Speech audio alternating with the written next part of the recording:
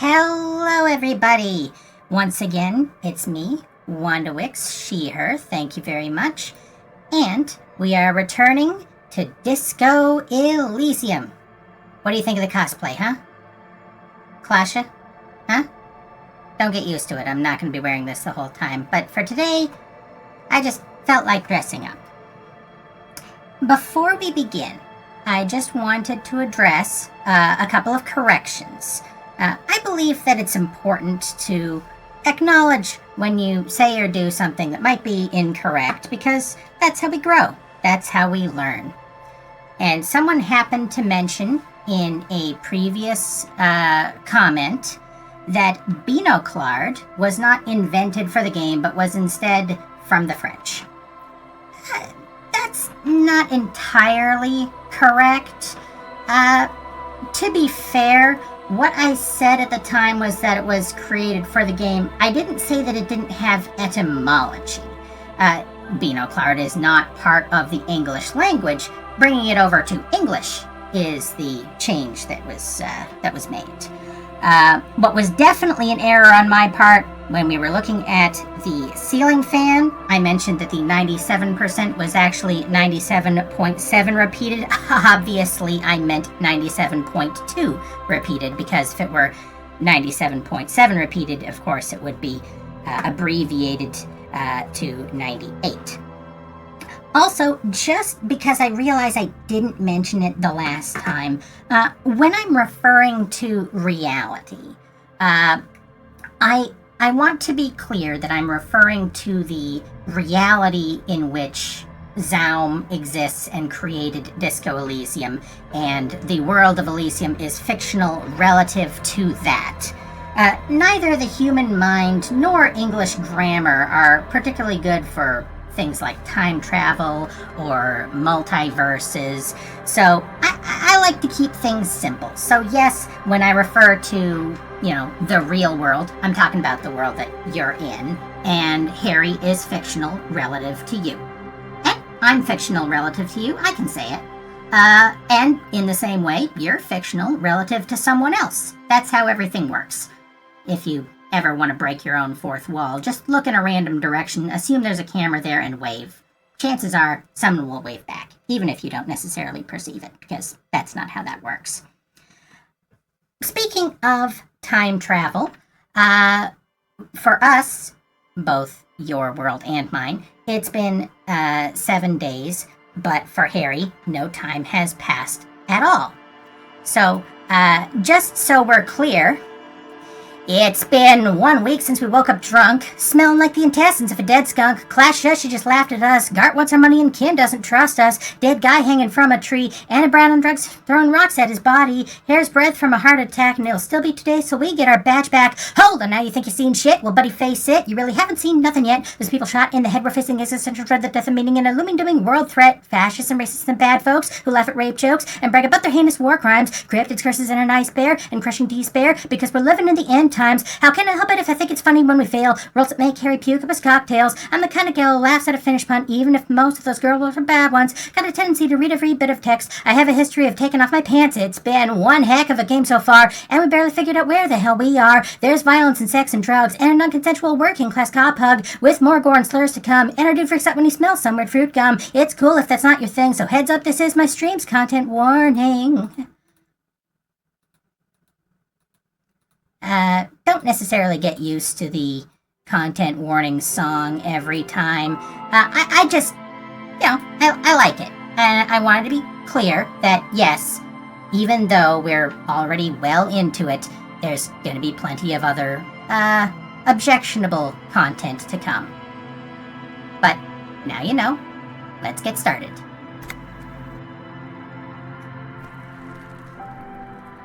So, another part of the reason why I did the content warning song was a quick recap.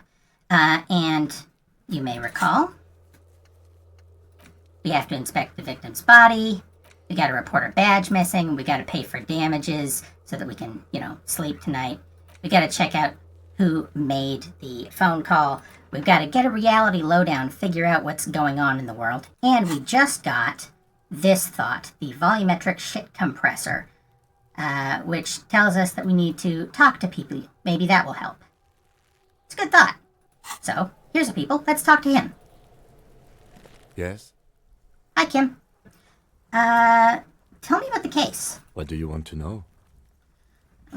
Literally anything about it. I can't remember a single thing. Maybe you can tell me what you do know to help me narrow it down a bit. The guy behind the counter thinks some union people hanged a man? Then you are not that far behind, actually. Do you want me to brief you? Brief. Yes, that sounds good. 3 days ago, the RCM Emergencies Desk received a report about a security guard who was found hanged in Martinez. An anonymous caller said there was a dead body behind the Whirling in Rags hostel cafeteria. The cadaver had been there for 4 days. No one had come to investigate. During that time, the victim had been stripped of his belongings. The caller did not identify him, but used the word lynching. There is an ongoing labor dispute between the local dock workers and the logistics company Wild Pines. I was told we should approach the death as part of this dispute. Wait, does the briefing say who the victim was? A security guard or worker of some sort, hired by Wild Pines. This was just hearsay from Martinez, of course. We need to find out the truth. Why didn't we know anything about the caller? They didn't identify themselves in any way. The tone was muffled using a device of some sort. The desk could identify neither the caller's age nor sex. Why hide themselves? There's a strong prejudice against involving the RCM in what's seen as union matters. The dock workers' union is the de facto police in Martinez. Now it appears they've started executing too. We cannot allow that. Hold on, and the RCM is... That's us, the Revachol Citizens Militia. We're the police in this city. Willing to bet this is encyclopedia. The RCM, or the Revachol Citizen Militia, is the police force you and him are part of. A self-organized peace corps of the occupied city of Revachol. The RCM operates within a legal twilight, yet its authority is rarely questioned. It's super useful to know this. Let me just make this perfectly clear. Our job here is to find the killer. Now, before I say this, I just want to point something out. Hanging, typically when you think of a man being hung by a noose like this, your first thought is suicide. This was pretty obviously not a suicide. Your second thought is lynch mob.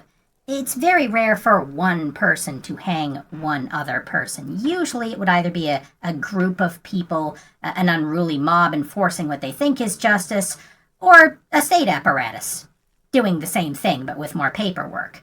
Yet, throughout this game, despite the fact that the method of death appears to be a hanging, Harry is going to continue looking for a killer singular.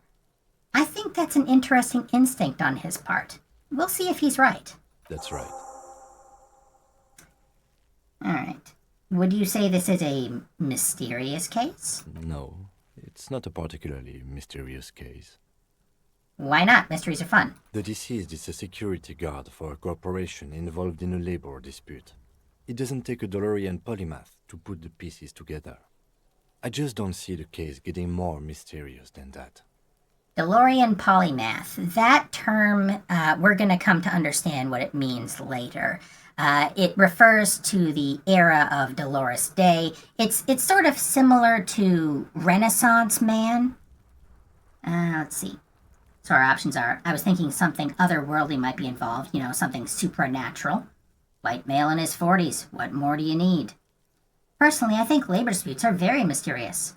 Or, okay, so the case probably isn't mysterious, but could it be sexy?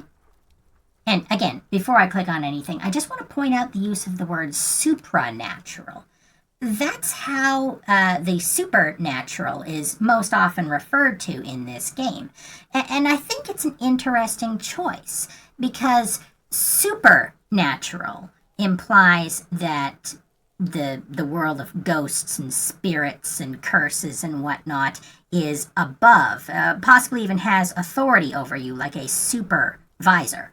But supra, although the etymology is the same, usually that prefix is most often used in medicine to refer to something that is physically above something else.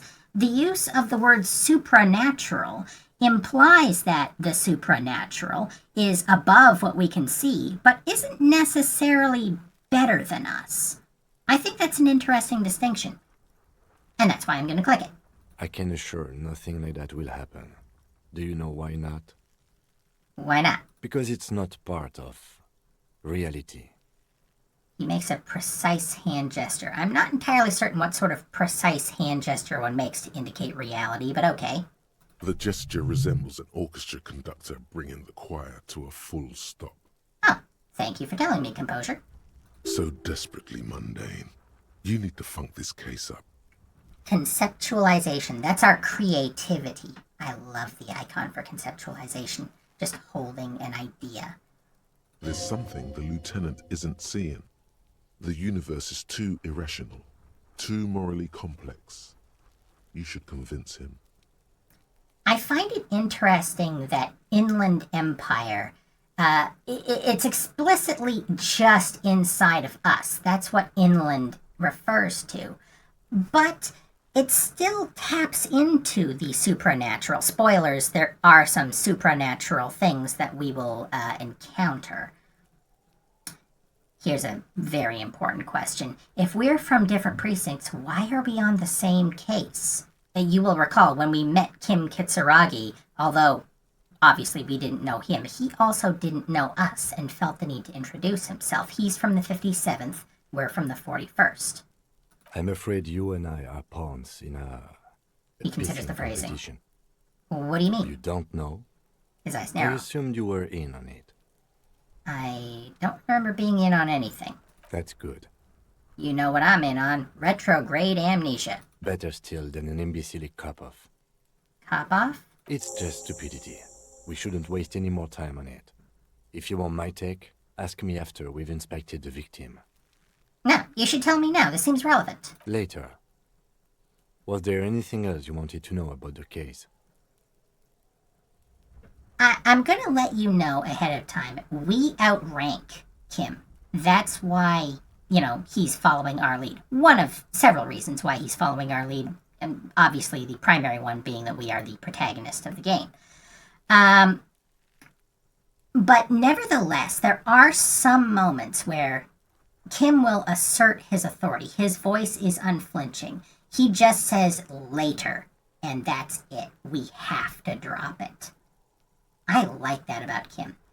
The developers have mentioned that although we might not necessarily see it, and, it's not necessarily reflected in the way the game is programmed, everyone that we encounter has stats like we do, whether they're conscious of them or not. And not everyone has the same stats. Obviously, people who aren't cops wouldn't have esprit de corps. One of Kim's stats that canonically we know he has and has a lot of is authority. That's all I need for now. Good. Okay, so we can convince Kim there's a sexy dark mystery twist in the case. Not gonna do that just yet. I think you should know that I can't remember anything. No response. He just arches his brow. He's having trouble processing it, believing it even. I mean, that's fair. Also, we haven't forgotten everything. Obviously, we're still walking and talking, speaking English, or speaking the language that we're speaking in universe. We know what a gun is, we know what a cop is, we know what murder is, etc. But, yeah, Harry's forgotten, well, a lot of things. Some might say conveniently. Anyway, I feel I must repeat this. I don't remember anything. There was heavy drinking involved. Have you tried concentrating on something other than your personal affairs? But I'm completely lacking in basic information about even this organization we're in. Can you help me? I mean, that should be a sign right there that Kim should relieve us from our duties and take us off the case, but if we did that, there'd be no game, so. Fine. We should get through this day first. Off hours begin at 9 p.m. If you're still having trouble then, I can give you an orientation. I assure you, we will still be having trouble then. We have a new task, end of day debrief with Kim. What should I concentrate on? Try work. The case at hand. It can work miracles. Ain't that the case? What's wrong with personal affairs? Not a fan. It's just the nature of lieutenancy. The RCM deploys a self-styled structure called the Decomptage as its chain of command. Every lieutenant is responsible for 2 sergeants and 8 officers.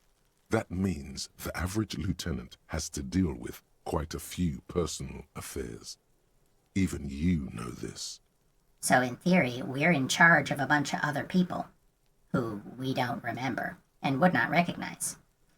I'm afraid this is a medical situation. Really? You look fine to me. I'm talking serious, unbelievable damage here. I saw myself in the mirror and had no idea who I was. This psychodrama is unbecoming of an officer. Clearly, he prefers to think you're malingering.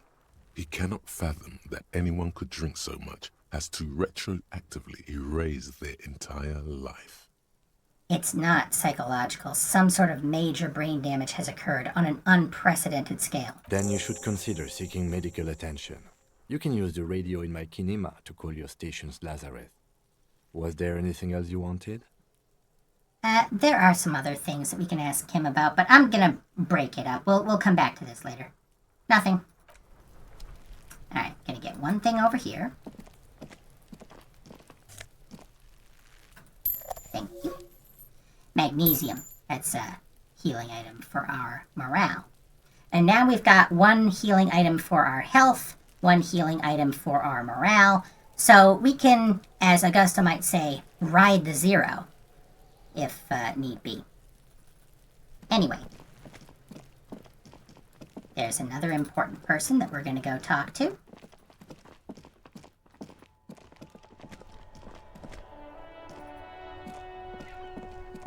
Little girl, not her. Drunk guy, not him. Just sort of exploring the area here. Oh, what's that? Whoa. What have we here? Bridge? A bridge with loose nails and rot-infested wood that creaks in the wind. A construction code violation if there ever was one. By the way, we're going to find out later in the game that Harry actually has training for construction code and structural things. This is the sort of thing that he would notice. Kim, it looks like we've got a construction code violation. Sure. They never cleaned up the war damage. The rest of Revachol looks better, though. Yeah, Martinez, the district we're currently in, was bombed to hell and back 50 years ago, and they have intentionally not repaired well certain structural damage. There'll be more information on why later. But Lieutenant, think of the splinters! The bridge is fine enough. Locals use it all the time, after all. It's nothing to worry about. Shall we? Okay.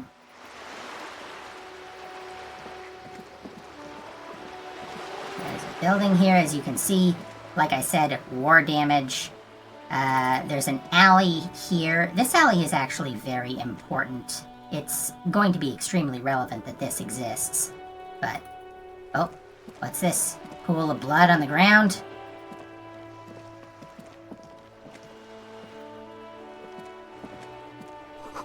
There's a girl up there. Did she spill the paint? No, it's red paint. We're fine. Anyway, we're not talking to her yet. This is the person we're here to see.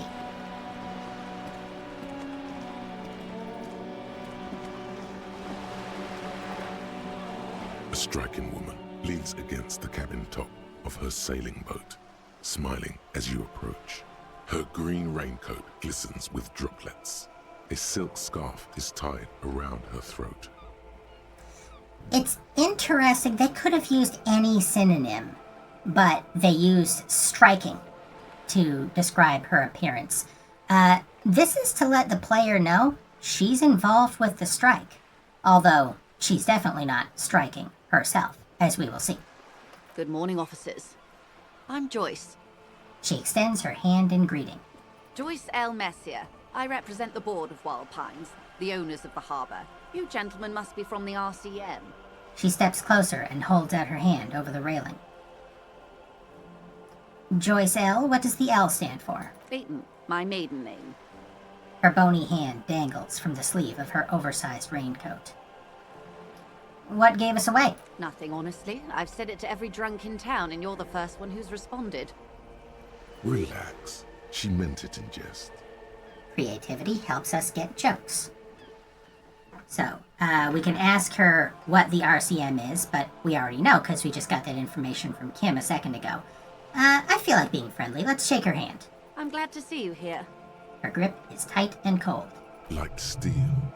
There is strength there.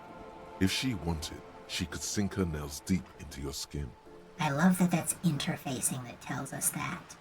Like, we can detect the physical presence of the pressure, the bones and muscles of her hand as though they were an artificial device. I was dispatched to handle a strike, not a lynching. Anything I can do to assist the RCM in this matter, I will, gladly. That is good to hear, madame. My colleague will take the lead on this interview. I should let you know that he is recovering from an unusual medical episode. Very unusual. But I can assure you of his ultimate competency. Kim might not be 100% convinced of our amnesia, but he knows we're gonna keep talking about it, so he's decided to warn her. That's nice of him. He's trying to signal something. He wants you to play up your condition. Oh, thank you for the insight, Rhetoric. It happens quicker than a shooting star. But did the lieutenant just wink at you? Oh, he wants us to freak her out. How interesting. I wish you a swift recovery. In the meanwhile, you have my full cooperation, and the full cooperation of the Wild Pines group.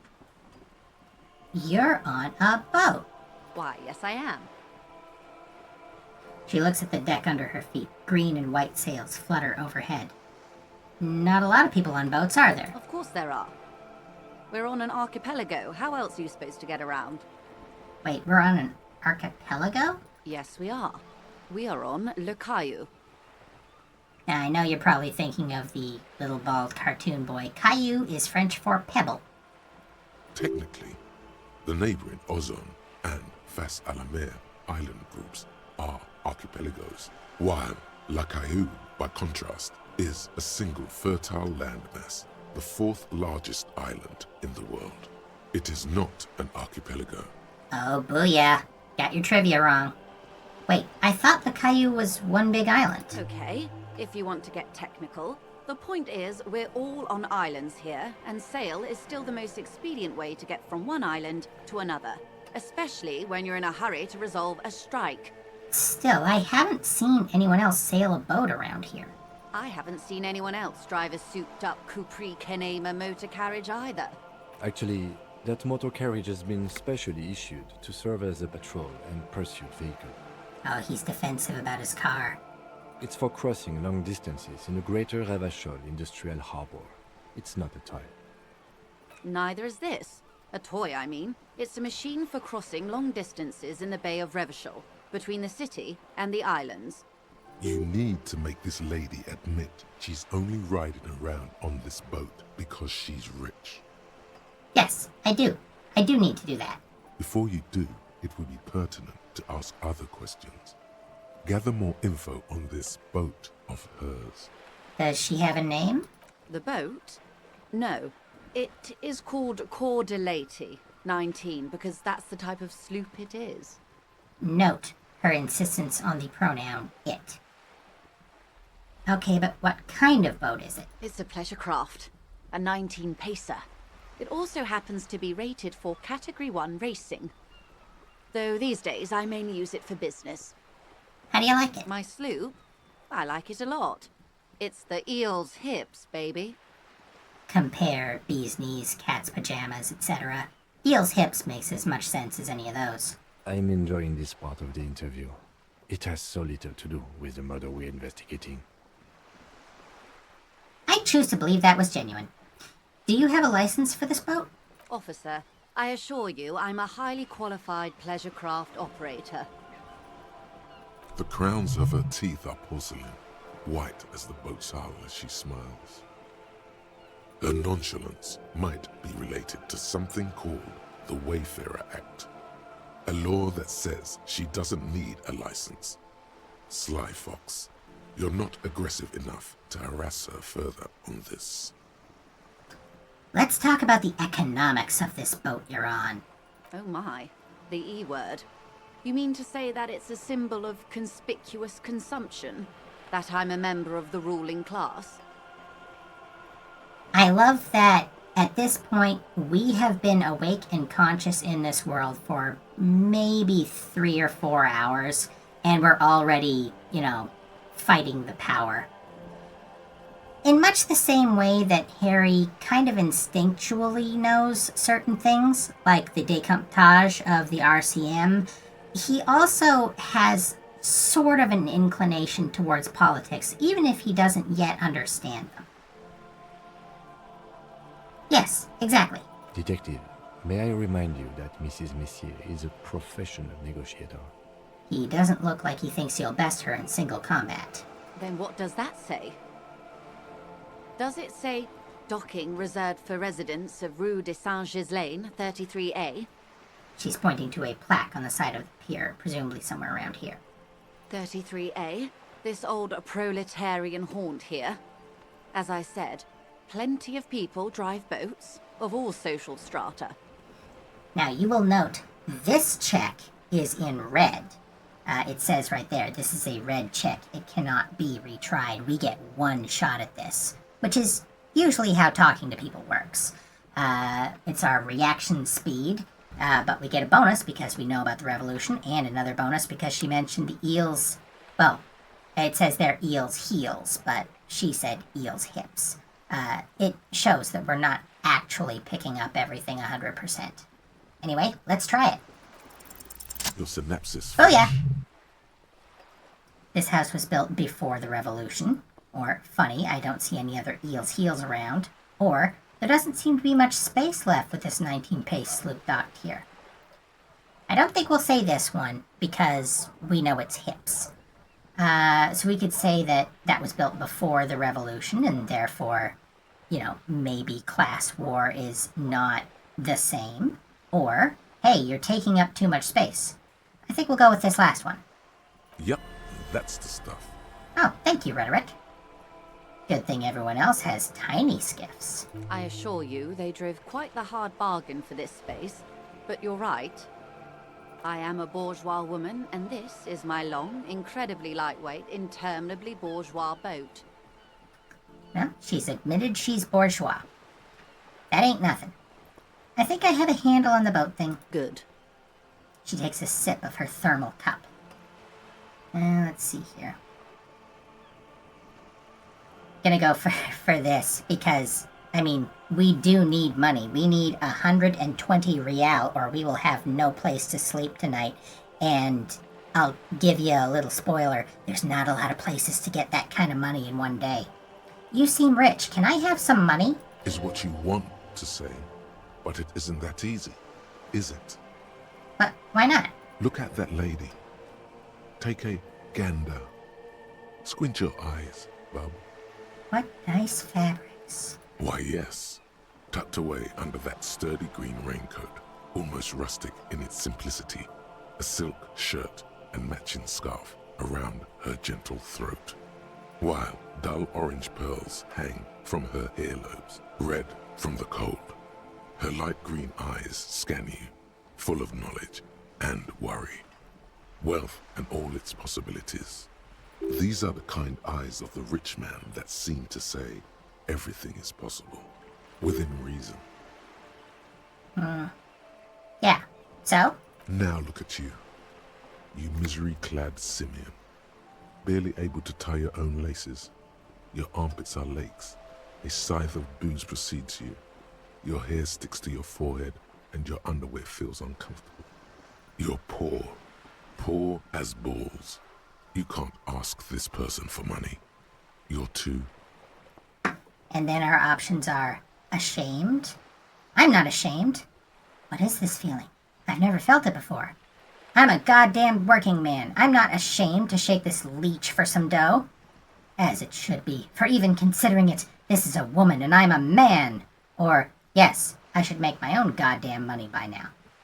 Now, you might have guessed from the tone of some of these options that we're picking from different political alignments. The choices that we make here affect secret variables that determine, well, what our future options are going to be. There's a bunch of different things, and it's not just politics, but for right now, I think we'll just ask, what is this feeling? I've never felt it before. Shame? You haven't really been in the presence of gentlefolk either, have you? What shame is there to be felt in front of these dock workers, cops, and hotel clerks, but to belittle yourself in these eyes of Odinil? As I was saying, if there's any way I may be of assistance, please don't hesitate to ask. Now, we've got a volition check here. Volition, of course, is a 1 because we have a 1 in Psyche. Now, volition is also the stat that we have for our morale. In most role-playing games, computer or otherwise, you generally don't roll on whatever stat gives you your health points. But Disco Elysium is not most role-playing games. In fact, I'm going to take a second right now and we'll read the details of those skills. Volition. Hold yourself together.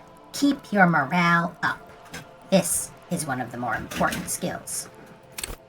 Cool 4. Sane people. Well-adjusted cops. The non-suicidal. Volition urges you to be a good guy to others and to yourself. It enables you to resist temptation, be it in a bottle, between a pair of legs, or at the end of an iron barrel which promises oblivion. Volition gives you the will to finish the investigation, improving your morale, one of the 2 health pools in the game. At high levels, Volition makes you hyper-sane. When you're about to get funky, it keeps you normal. It's a bit of a party pooper. At low levels, however, you'll have a little morale. Without it, you'll be a profoundly unstable cop, falling apart at the seams as you make irreversible mistakes. And endurance. Cool 4. Fighters who can take a hit. Lookouts who don't sleep. Human batteries. Endurance is your metabolism and circulatory system. It improves your health, one of the 2 health pools in the game. It enables you to survive being a cop. Who cares if you can't aim a gun if you can take a few bullets? Why be afraid of drugs that hurt your health if you're a very, very healthy man? At high levels, endurance enables you to take a few knocks to the head, enjoy a greater quantity of drugs, and shake off a few cardiac arrests. It makes you a powerful man who looks down on the weaklings who can't keep up. However, cops with low endurance are likely to struggle. The body is frail already, and the flesh of a cop will often be tested. And if it doesn't pass, it dies. So, very important. And again, I've got them at 1. So, let's try it. I am sorry. Nope. It just doesn't come out of your mouth. What does is surprisingly eloquent, really. The last one, not the first 3. Those are ape speak. So our options are money or I am the scum of the earth. Well, conceptualization thinks it's eloquent. Why not? Why? Why'd you say that? I'm gunk. That's garbage. You're a police officer. No, I'm not. I'm gunk. Shall we talk about something else, maybe? Her voice is kind. If anything, she sounds a little confused. Yeah, let's get some more concrete information here. Tell me about Wild Pines. What do you do? What we do? I'm afraid I don't speak for Wild Pines as a whole. It's a giant undertaking. She's a representative for the company. There was a touch of discomfort there. She wants to merely represent. Oh, that's big. She doesn't want to be held responsible for everything that Wild Pines does. She wants to be clear there's a separation between herself and the corporation. So what do they do? The Pines' core competency is logistics. Container shipping, freight, that sort of thing. See those airships there, blinking? Those are the shipping side of things. She points to the small dots on the horizon. Remember the opening painting in the main menu? There's a bunch of airships in the sky. Like I said last week, when you think harbor, you usually think of ocean-going vessels. But in this case, the primary way that cargo is coming in is via these airships. And that's for an important reason that we're going to find out later. And that is the terminal. Another subdivision deals with energy, oil and gas exploration, offshore platforms. The Wild Pines Group is one of the original Revacholian Indo-tribes. Companies awarded royal monopolies by the king, the suzerain himself, centuries ago. The king is long gone, but several of the Indo-tribes remain. So it's a really old company that used to have the blessing of the king, when the king was still a going concern. It's sort of like the East India Trading Company, if you want to think of it that way. Who are the other Indo-tribes? Saint-Baptiste, Elysium, an unknown entity known as Brightest Star. You're in good company, it seems. Why, thank you. She does not register the real meaning of the remark. How much money does Wild Pines have? I'm not at liberty to discuss the company balance sheet, but I can tell you that last year, the company booked more than 20 billion real in revenue. And so our options are, wow, that's it? I thought Wild Pines was supposed to be big time. Numbers like that mean nothing to me. Or, the money I owe is so much less than that. I think we're going to go with that option. Yes, past a certain point, numbers begin to seem imaginary, but they are quite real for the 72,000 employees who depend on Wild Pines for their paychecks. Take a moment and divide 20 billion by 72,000 and assume that that's what you're making per year. It's actually not that much. And, of course, that's assuming that all of their revenue goes to their workers, which obviously it doesn't. A conglomerate the size of Wild Pines is like a shark. If it stops moving and growing, it will die. Then what becomes of those 72,000 families? It is a tremendous responsibility. Where does Wild Pines get all these billions? They started as an exploration and cargo fleet conducting trade between the Samaran and Insulindian Isolas 250 years ago, when pine ships explored the South Seminese and charted Lomantang on behalf of the suzerain. Again, think of the East India Trading Company. This word, isolas, that's going to become important, and we're going to find out what that word means later. For now, just assume it means continents. Centuries of care, deliberation, and madness have gone into this endeavor. Vessels pass through the great unrest to re-emerge with apricots in tow. The logic of the system is totalizing. It's taken everything from its employees to build it. It probably helps to start out with a royal monopoly. You know more than you let on. Certainly it helped, but most of the original Indo tribes have failed, or been absorbed.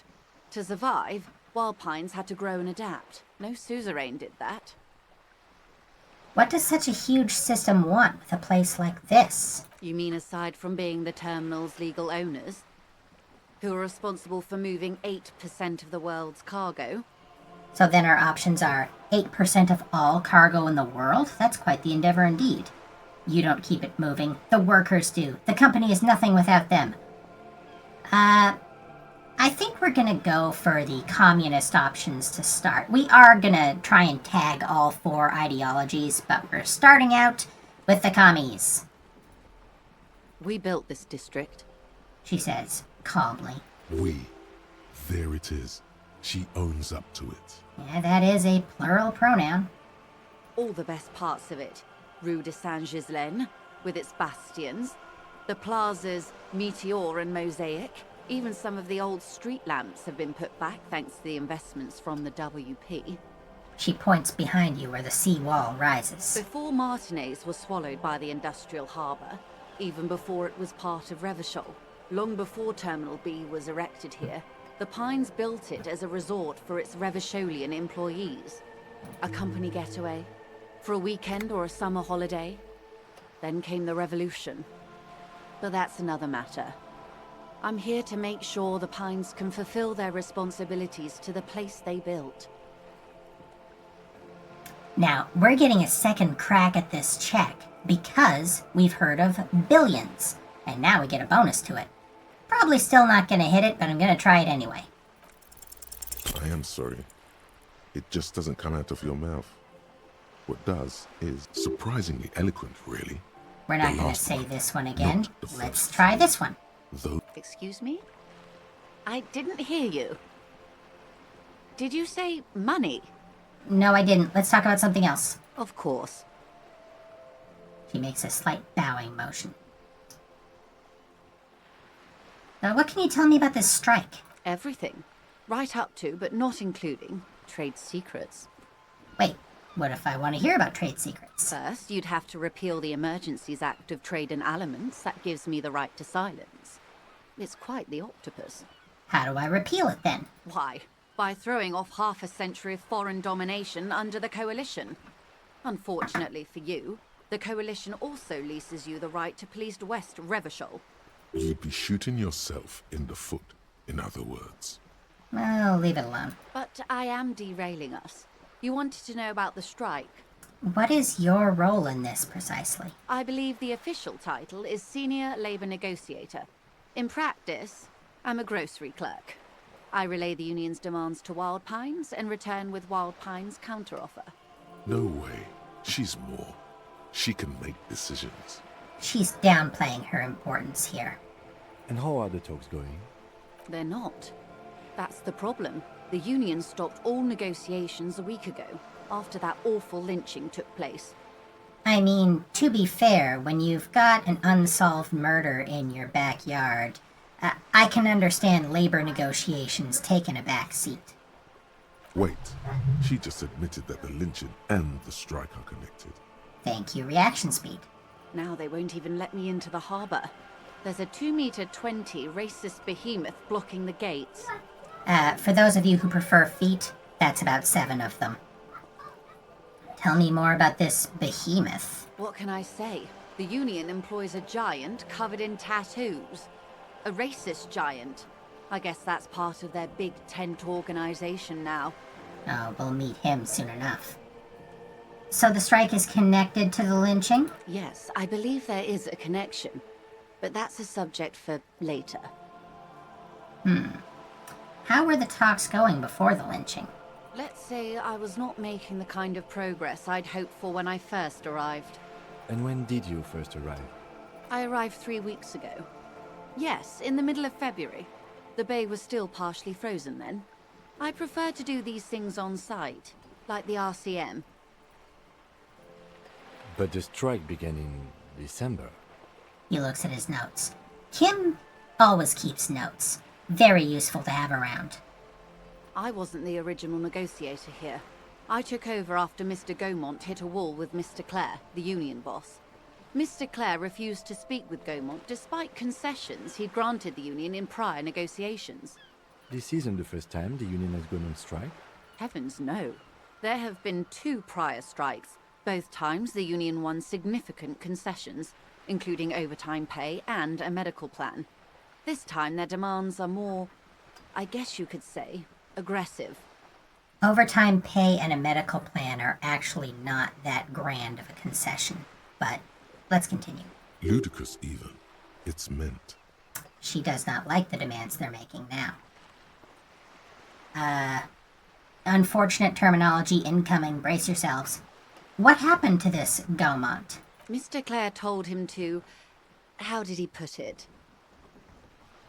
She pauses to compose herself. Fuck off, midget. Gaumont is short of stature, you see. Not cool. Keep in mind, this is a negotiator Mr. Clare has worked with before, and who was more than fair with him and the union. So what are their unreasonable demands? There are leaflets everywhere, and banners. What did they say again? Oh yes, every worker, a member of the board. Most of the workers probably don't know what that means.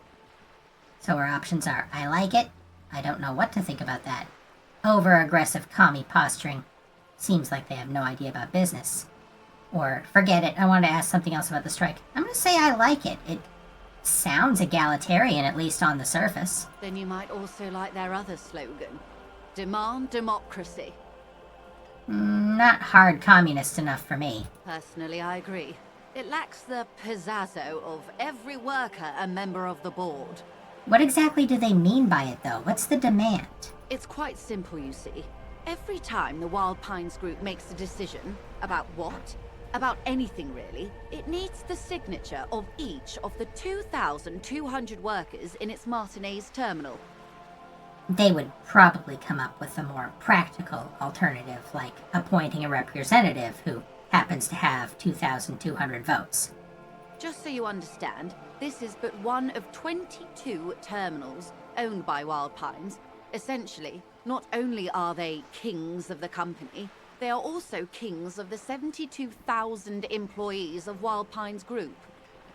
It sounds like they're trying to turn Wild Pines into a co-op, but the problem is they're just a tiny fraction trying to turn the company into a co-op, and they're not including the rest of the company. These guys aren't good at communicating with each other. An opening gambit, surely. Okay, pretty funny I have to admit. The workers can't be kings, the king is the king. The king is dead, long live the workers. Or, sounds like an opening gambit. Yeah, let's keep going with socialists. The king is dead, long live the workers. That may well be. It's not up to me to decide who is king, but as negotiations go, it's not a swell start. It sounds like just an opening gambit. So I hoped. But this type of opening is usually followed by a more reasonable offer. I have yet to hear one. Just the same nonsensical slogan repeated over and over again. And now, people are getting lynched, I hear. Behind the whirling in rags. A disastrous situation if there ever was one. Excuse me, from whom did you hear about this lynching? I first heard it from the boyer at the gates. The one whose very name advertises his aversion to work. I think he said it was, "Call me mañana." Now, we haven't walked over in that direction yet. But yes, there is a gentleman whose name appears as Call Me Mañana. Mañana means tomorrow. Boya is going to be a particularly important term. It's short for boyadero. And we're going to find out what a boyadero is later. This checks out. No, wait. The chief negotiator heard it from a man at the gates. Surely the Wild Pines Group has more effective channels of information. After all, 2,200 people are on the strike. This is a big deal for them. So the implication is we might not know and might not ever know exactly where she's getting all of her information from, but she might not be 100% forthcoming with us. Anyway, tell me about this union boss, Mr. Clare. Everard Clare is a man of the utmost integrity. If you can say one thing about him, it's that he always puts the interests of the workers first. She's being sarcastic. Don't take her performance literally. Thank you, rhetoric. That's not what you really think, right? Of course not. Everard is fantastically corrupt. I imagine he has a thick, viscous goo where you and I have blood. If you were to prick him with something sharp, you could see it oozing out. A knife, maybe? No, a rapier. You sound like you're about to take a rapier to him. Oh, heavens no. We get along just fine. Yet, now that you mention it, I can't stop imagining that black treacle just dribbling down his double chin. She stops and smiles. Is he that bad? He is the most corrupt individual I have ever seen, and I deal with men like him for a living. If there is anyone more venal, more irredeemably nepotistic, then it's his twin brother, Edgar. Wait, there are two of him? Yes. Edgar looks exactly like his brother, except for that lazy eye. He also talks exactly like Everard does, and when one's term as foreman is up, the other takes over. It's how they circumvent the term limits, you see, with a funny little switcheroo. While in office, they've embezzled God knows how much of their workers' dues. So, we're not privy to exactly how the union handles its affairs, but it's pretty obvious from this that they do have term limits, but you can repeat terms as many times as you want. So, Everard and Edgar just switch back and forth, back and forth, back and forth indefinitely. What about the Union itself outside of the Brothers Clare? The Débardeurs Union was once a perfectly normal institution. 20 years ago, anyway. It must not have been easy to establish under the Emergency Act, but they did it. I can respect that. Organized labor at its best, as they say. Then something happened in the local chapter elections. The Brothers Clare came and transformed it into a... how do you say? She hesitates, looking for the right expression. A mob. The Débardeurs are a crime syndicate. Sad as it may be, I suspect we'll be forced to cooperate with them. Refreshingly honest, officer. The company has tried appeasing in the past, but I'm afraid our concessions have only emboldened Everard and his brother.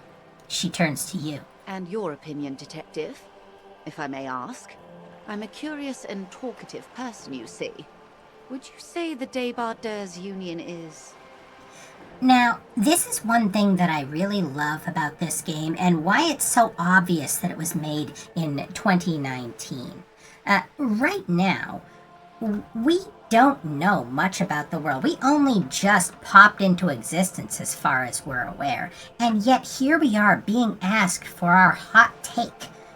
It parallels the modern experience on social media, for example, where you might glean the happenings of the day from people talking about them, whisper networks, maybe an article being linked if you're lucky. Yet nevertheless, you might be pushed for, or you might feel the need to, supply a hot take of your own before you've had a chance to really assess what's going on. It's vibes-based, shall we say. Not a great way to handle discourse, but here we are. So our options are an effective advocate for the rights of the local working men, a giant leech sucking the life out of Revachol, basically a socialist mob, or I prefer not to have an opinion on these things.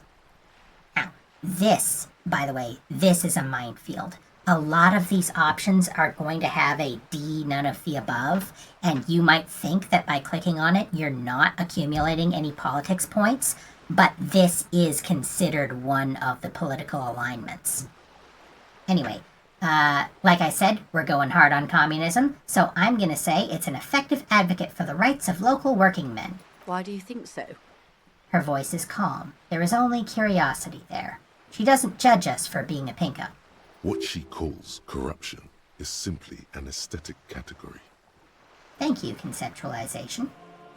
So our options are, talking in aesthetic categories is the privilege of the overclass. From what I've seen, most people are just trying to survive. Or, between Everard the human leech and Measurehead, this union sounds like a motley crew. I'm into it. Wink. Technically this is a little out of sequence because we don't know the giant racist is named Measurehead yet. Sounds like they're all Revachol. I'm all Revachol too. To hell with the rest. Or, they're good labor men. Can't fault them for a little corruption. When in doubt, if one of your skills gives you something, particularly if it's a result of a challenging check, you probably want to go for it. So, talking in aesthetic categories is the privilege of the overclass. Point taken. But She enough falls... about Everard. Oh, sorry. What else can I do for you? She falls down, crow's feet in the corner of her eyes deepen. She looks to the city behind you, then to the coast. Right. One more thing. You said something happened in the elections? I'm glad you asked. There was a woman, the previous forewoman of the Union. She disappeared. Disappeared? Yes. On the last day of the local chapter elections, her daughter phoned in and said she wasn't running anymore. Or coming to work. Ever. End of story. This forewoman, her name? This forewoman, her name? Sadly, the company records do not even give a name. She's just forewoman in private correspondence. Holly. I don't even know if it's a sir or given name.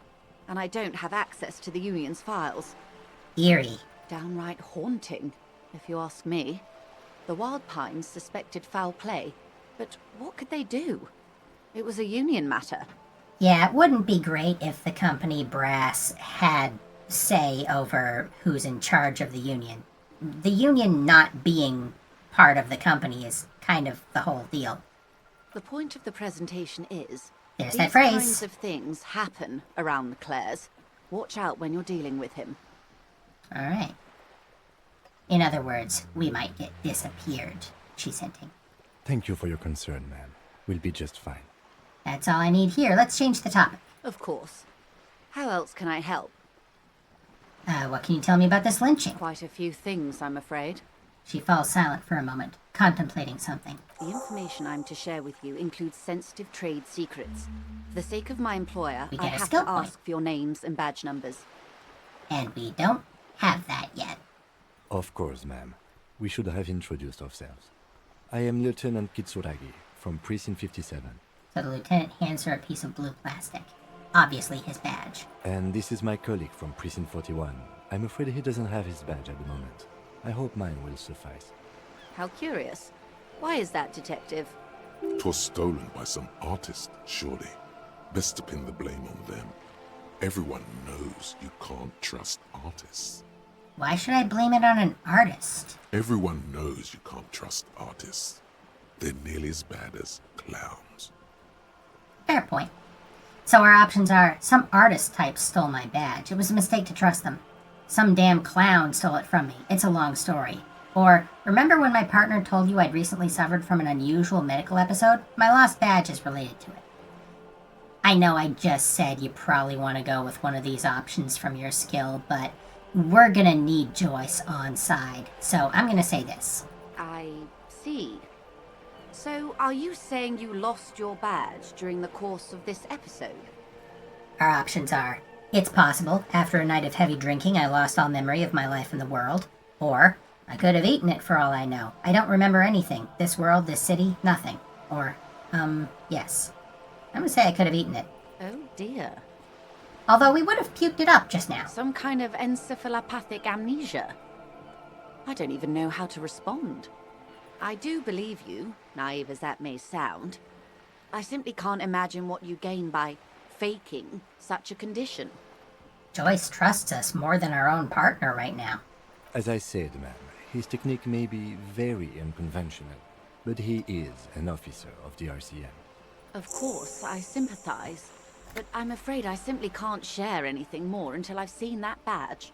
She's a professional negotiator. She should be open to some sort of mutually beneficial arrangement.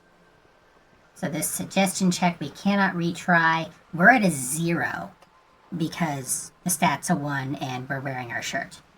But she does have sympathy for us. How do I negotiate my way out of this? Feelings will guide the way. And here we go. This is a failure. Very often when you get a failure, you find yourself saying things you don't want to say, but you have to say them because you failed. And that's what failure means. But, madam, I need to know about this lynching. It's very important to me. It's the case I'm solving. I assure you, it is no small matter for me either. We all share the responsibility for disarming this situation. I hope you have a badge for me as soon as possible. You have so much else. I have only this. Spread your hands. This is the entirety of my existence. And to be fair, yeah, that is the point of the game. She's silent. The wind flaps the sail above her. This boat, for example, and a home somewhere. I only have this case. Oop. Officer, Ride to 0. The carbon fiber hull creaks. I don't remember anything except this lynching. There is only this coast and this lynching. you know, I don't mean to sound cold, but if you want something, you have to give something back. More than just guilt. You're doing it. Despite your own best efforts, you're still getting it. Somehow. I'll be frank with you. If I'm going to break protocol, I need to be able to justify it to my superiors. They're going to want to see something tangible. Oh, plot incoming. Like what? The Union is conducting drug trade out of the harbor. It's an open secret in Martinez. Surely it must not come as a complete surprise to the RCM either. Perhaps it's time to look into it. Or you can find your badge, which honestly seems like a lost cause. Detective, a word in private before we continue. Excuse us for a moment, madam. Hey Kim, what's up?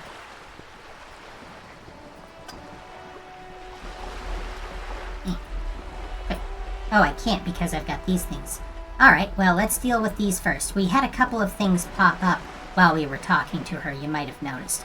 First, let's deal with this light blue thing. Like I said, I've been hitting the communist button pretty hard, huh? Hey, Who, me? yes, you. Word on the street is you're ready to start building communism again. Again? Yes, you're ready to start building communism again. You've built it before. They've built it before. Hasn't really worked out yet. But neither has love. Should we just stop building love, too? Can't argue with that. So, what about all that communism you've promised to build? Word on the street is you've woken up from 1,000 years of slumber, promising to erect a version of communism many times greater than any attempted before. Is that true? Note this use of the verb build. That's how rhetoric, that's the stat that's going to be associated with communism, keeps referring to communism. We're going to build it, which makes sense because the communists at least flatter themselves by assuming that they have the authority that is inherent to being working class. They work. They build things. We'll see how much they build going forward. Anyway, how come there's word on the street? You keep saying things like, down with the bourgeoisie, eat the rich, sodomize the landowners, impale all people who have more than 25 real in their pocket, literally murder all human beings regardless of their political beliefs. That kind of stuff. All right, that sounds like me. Funky style. Very funky. So tell me, do you have any questions before we fire up the big communism builder? Or do we get right down to it? Wait, first, what's this communism even about? Failure. It's about failure. Again, you can tell this game was made by communists because if there's one thing that communists love even more than redistribution of wealth, even more than pointless infighting, even more than wordplay, it's heartless, severe self-criticism. Failure? Yes, abject failure. Total, irreversible defeat on all fronts. Absolutely vanquished, beaten, curb-stomped and pissed on. Until you came along. You will reverse the fortune of the workers of the world. Yes, a common refrain of communists is that wherever communism has failed, it's just because they weren't doing it right. It works on paper, so clearly every failure of communism is because it wasn't true communism. But don't worry, we're going to make communism and we're going to do it right this time. You alone, against every living thing, against every human alive. 800 trillion real in the hands of an impossibly well-organized ruling class. Towering city blocks of bankmen who have the ears of prime ministers. Million-headed armies of nations and the love of your own mother. You against the atom, the charm and the spin. Where the whole world failed. Matter failed to bend to human will. Human will failed to get out of bed and tie its laces. You alone, single-handedly, will rebuild the dreams of the working class. You are the last communist. Sounds good. Now get to work, comrade. Roll up your sleeves and start building communism. Oh yeah, get the firing squads and the animal wagons ready. Wait, what? Firing squads? You didn't say anything about those. Too late to back out now. You can't make an omelette without breaking a few million eggs. Roll up your sleeves further and breathe in the pristine air. So we've gained a thought, Mazovian socioeconomics. But first, we have our first completed thought. Volumetric ship compressor. It's been a half an hour. Bizarre scientific news from Revachol West today, where a police officer's shit has been observed at a pressure of around 495 gigadecimals. These metallic hydrogen levels of shit togetherness were thought to exist only at the center of collapsing stars, not law officials. It remains to be seen how long the shit's singularity lasts. Okay, so we've completed our thought, and that means we get a bonus. All endurance white checks unlocked. In other words, we can try going up to the body again. And our learning cap for endurance raised to 4. Accept. Just so you can see what that means. Our endurance... Oh, it doesn't kick over yet until we...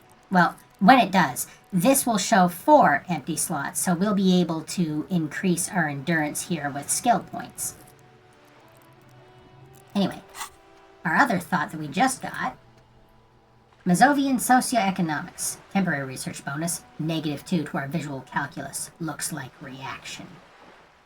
People think communism was some crazy idea that had its comeuppance 40 years ago. A fever that shook the world, never to return again. They were right. Until he woke up today. A spiritual corpse responsive only to the call of Commodore Red, prostitutes, and Krasmazov.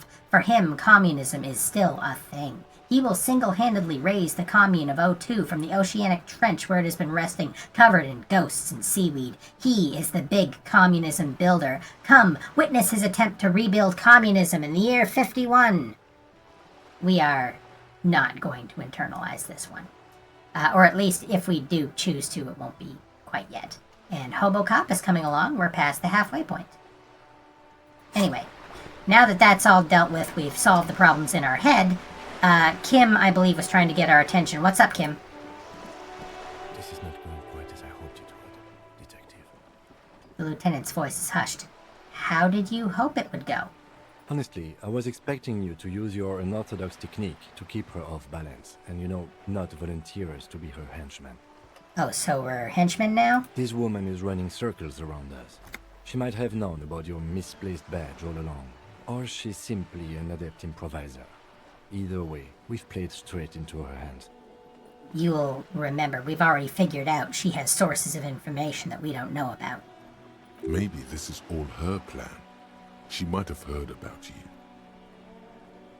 So the options are, the company must have more ears on the ground. She could have known about my condition.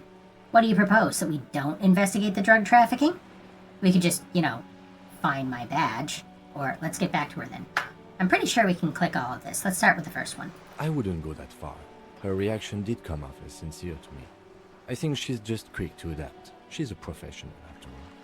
So we don't investigate the drug trafficking? No. If there is reasonable suspicion, we must investigate. Otherwise, she could claim we are siding with the Union, or that we are on their take. We'd never hear the end of it. What I propose is, we ask her, then we investigate, briefly. But do not share the outcome of this investigation with her. We tell her it's done and demand for her information on the lynching. We could just, find my badge. Oh, that would be fantastic, but do we have the time? The world is large and your badge is 8 by 6 centimeters. The situation might have changed drastically by the time you locate it. Time is of the essence.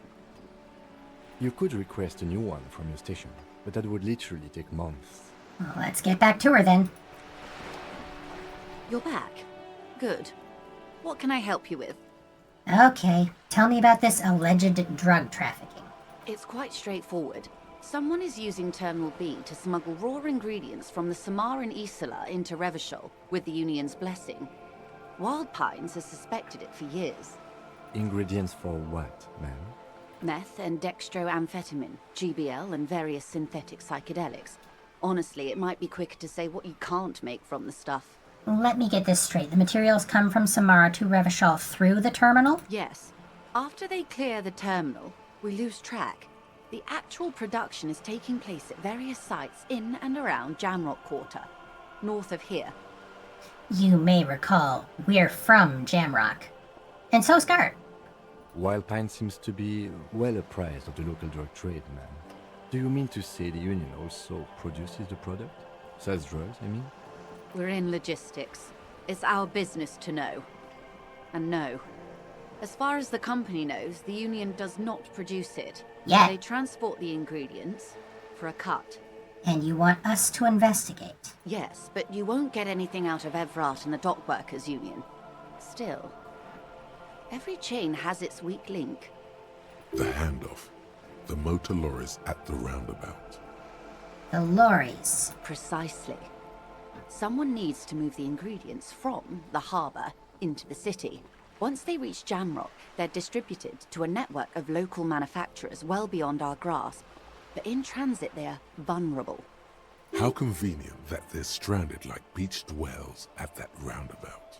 Now again, much like Measurehead, we actually haven't been down to that area yet, but you'll see that there's a whole lot of stopped trucks that can't go any further because the drawbridge is up. In game design terms, that's a convenient way to keep us in Martinez. Perhaps you've noticed that a number of lorries are tangled in a traffic jam at the roundabout just now. Interview the drivers who are still hanging about. One of them might be waiting for a crucial shipment. She gives you a knowing look. Her irises are light green, like the river Esperance in bright daylight, upstream where it's clearer. I'll be explicit. If you find this driver, I will share company secrets with you. Uncovering Union secrets could also give you an upper hand when dealing with them. Why didn't you come to the RCM earlier? We did. On more than one occasion. Apparently, there's some sort of inter-precinct disagreement about whose jurisdiction this area falls under. Now, we're going to hear more from Kim about this later. You may recall just a little bit ago when we asked why we're from two different precincts but working together, and he said it's a cop-off. The area of Martinez that we're in basically doesn't have cops, and there are different precincts that are arguing about which of them has to police it. As a result, this area basically has no cops in it, which is why earlier when we talked to the gardener to get her gloves, she was surprised to see us. Cops basically don't come to this part of town.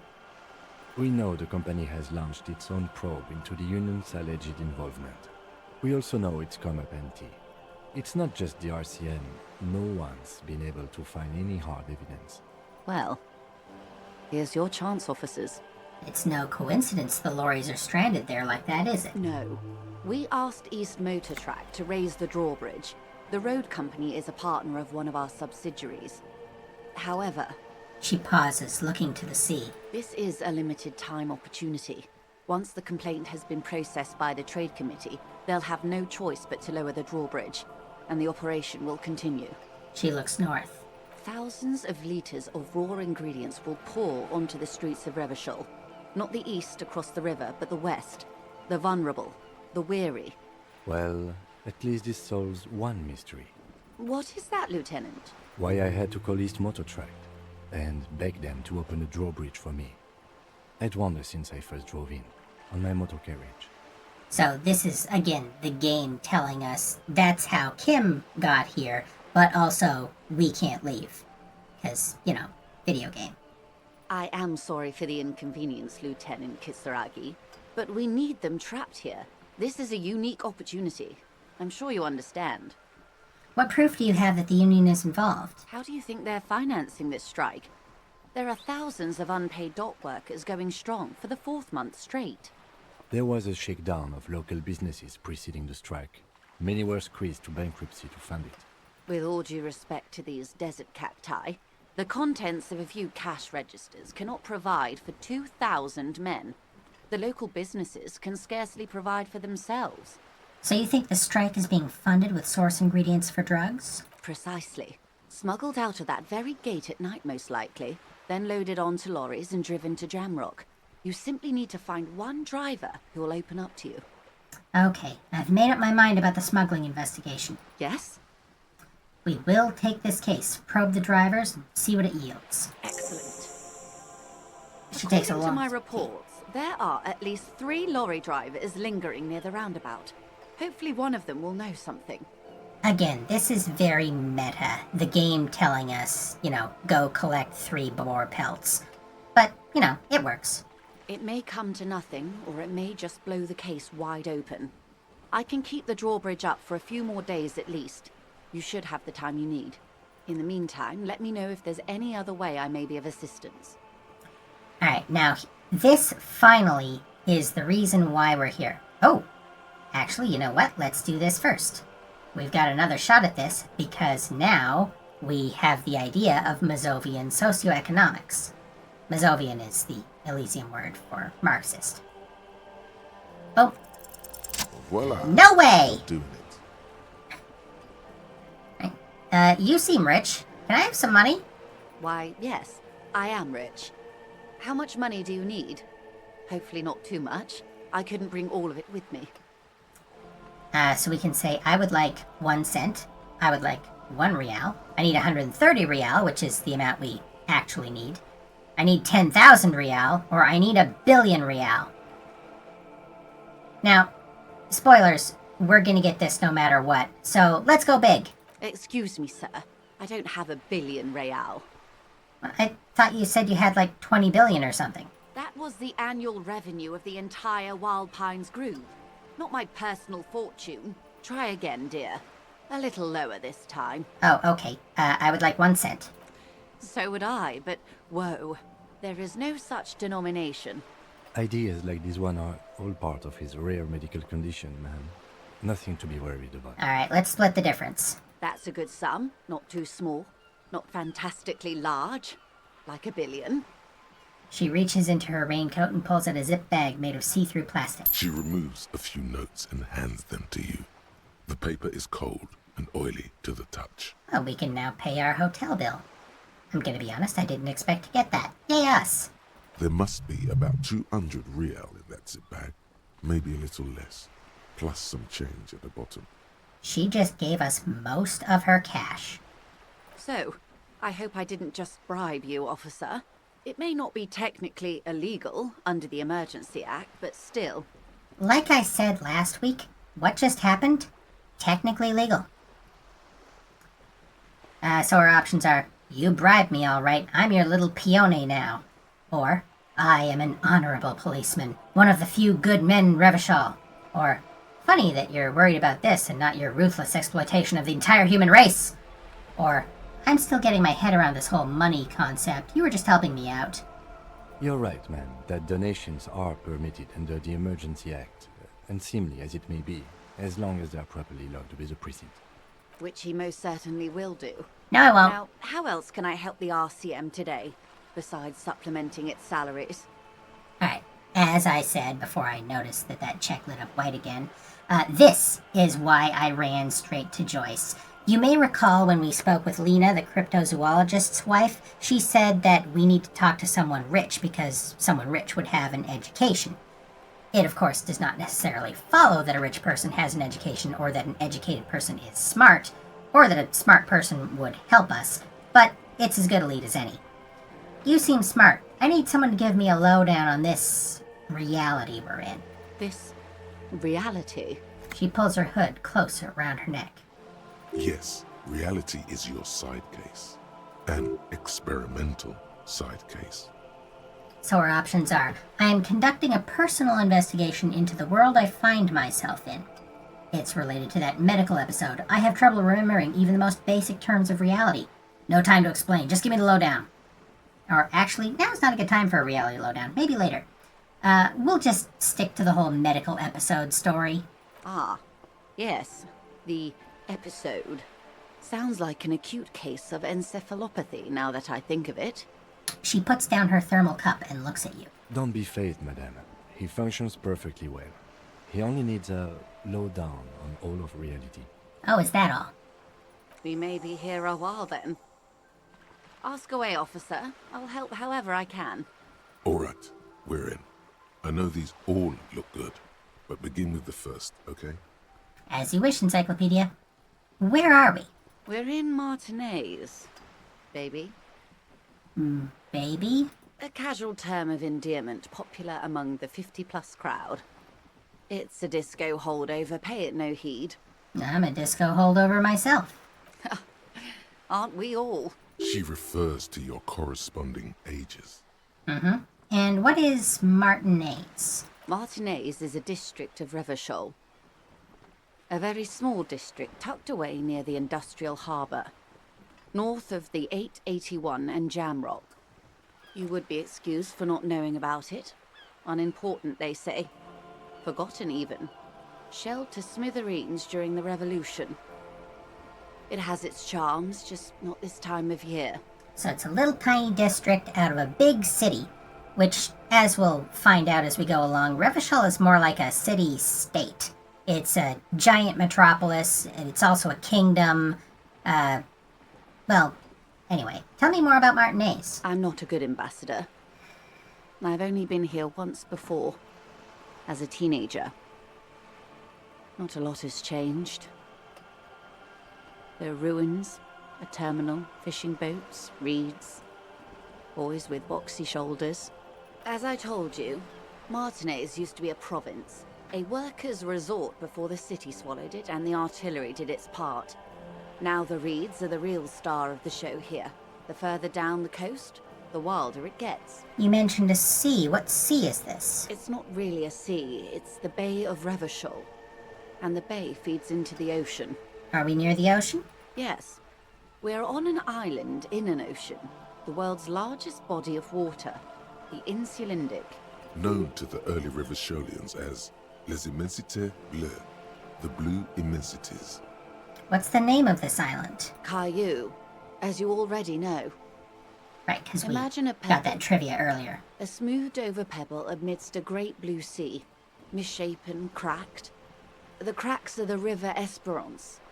We're in the delta of this river, on the 6th branch, the Martinez distributary. Okay, that's Martinez. What's Revachol? Revachol? Revachol is what you call a city. What kind of city is Revachol? Great kind. What makes Revachol great? History detective. They built this city to resolve history. Our part in it, at least. Our centuries. Okay, who built this city? The nations of the Occident, or migrant workers from Seminine and Ile Marat, depending on your creed.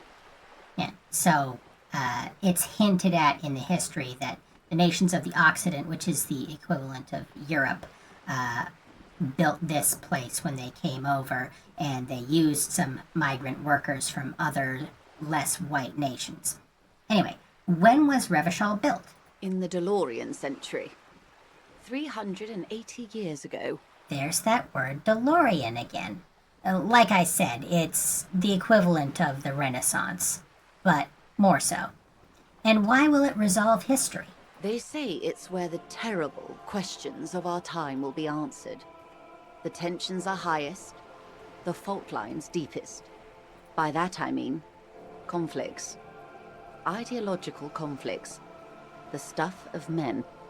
Why here? We are standing on a fertile, self-sufficient island able to sustain up to 200 million people in the middle of the Insulindic Ocean, the world's connective tissue. It's where the money is. So our options are, so we're in an unimportant part of an important place, so we're pretty much at the center of the world. So we're on the periphery, basically nobody's. I'm going to say we're an unimportant part of an important place. I think it's fair to say so. Martinez is about...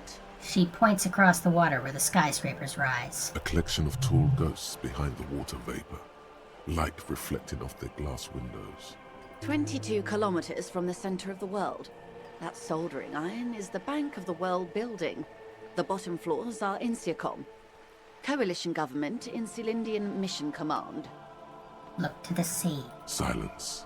She lowers her hand. The water, the light. It's as though you're seeing it for the first time. I don't know any of this. We are where we are. I have no truer answer to give, unfortunately.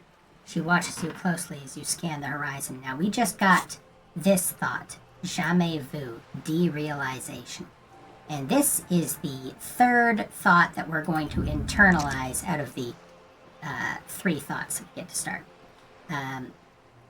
Revachol Special Administration Region, Le Caillou, the Insulindian Ocean, Coalition Government, Insulindian Mission Command, name after name, and none of them is familiar.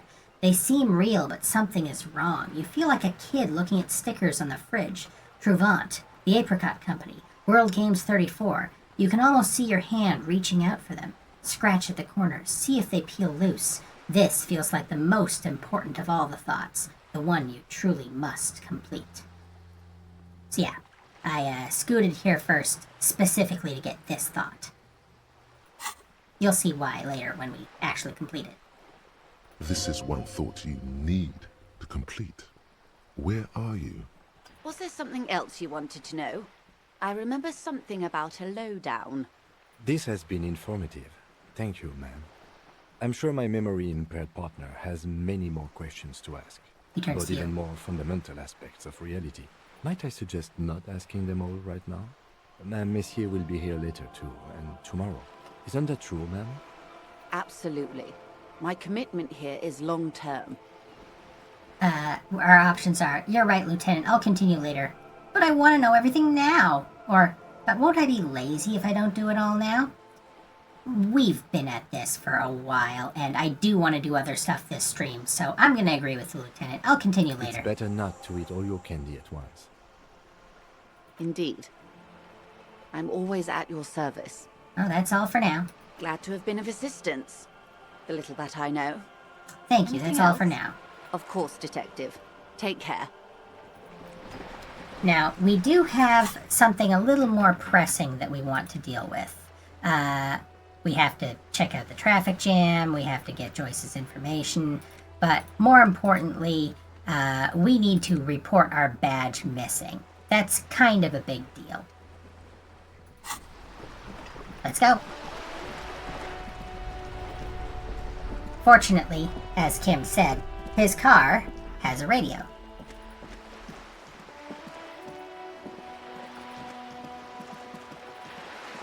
Scoot, scoot, scoot. Run, run, run. There's a bunch of other stuff, but we'll check all that out later.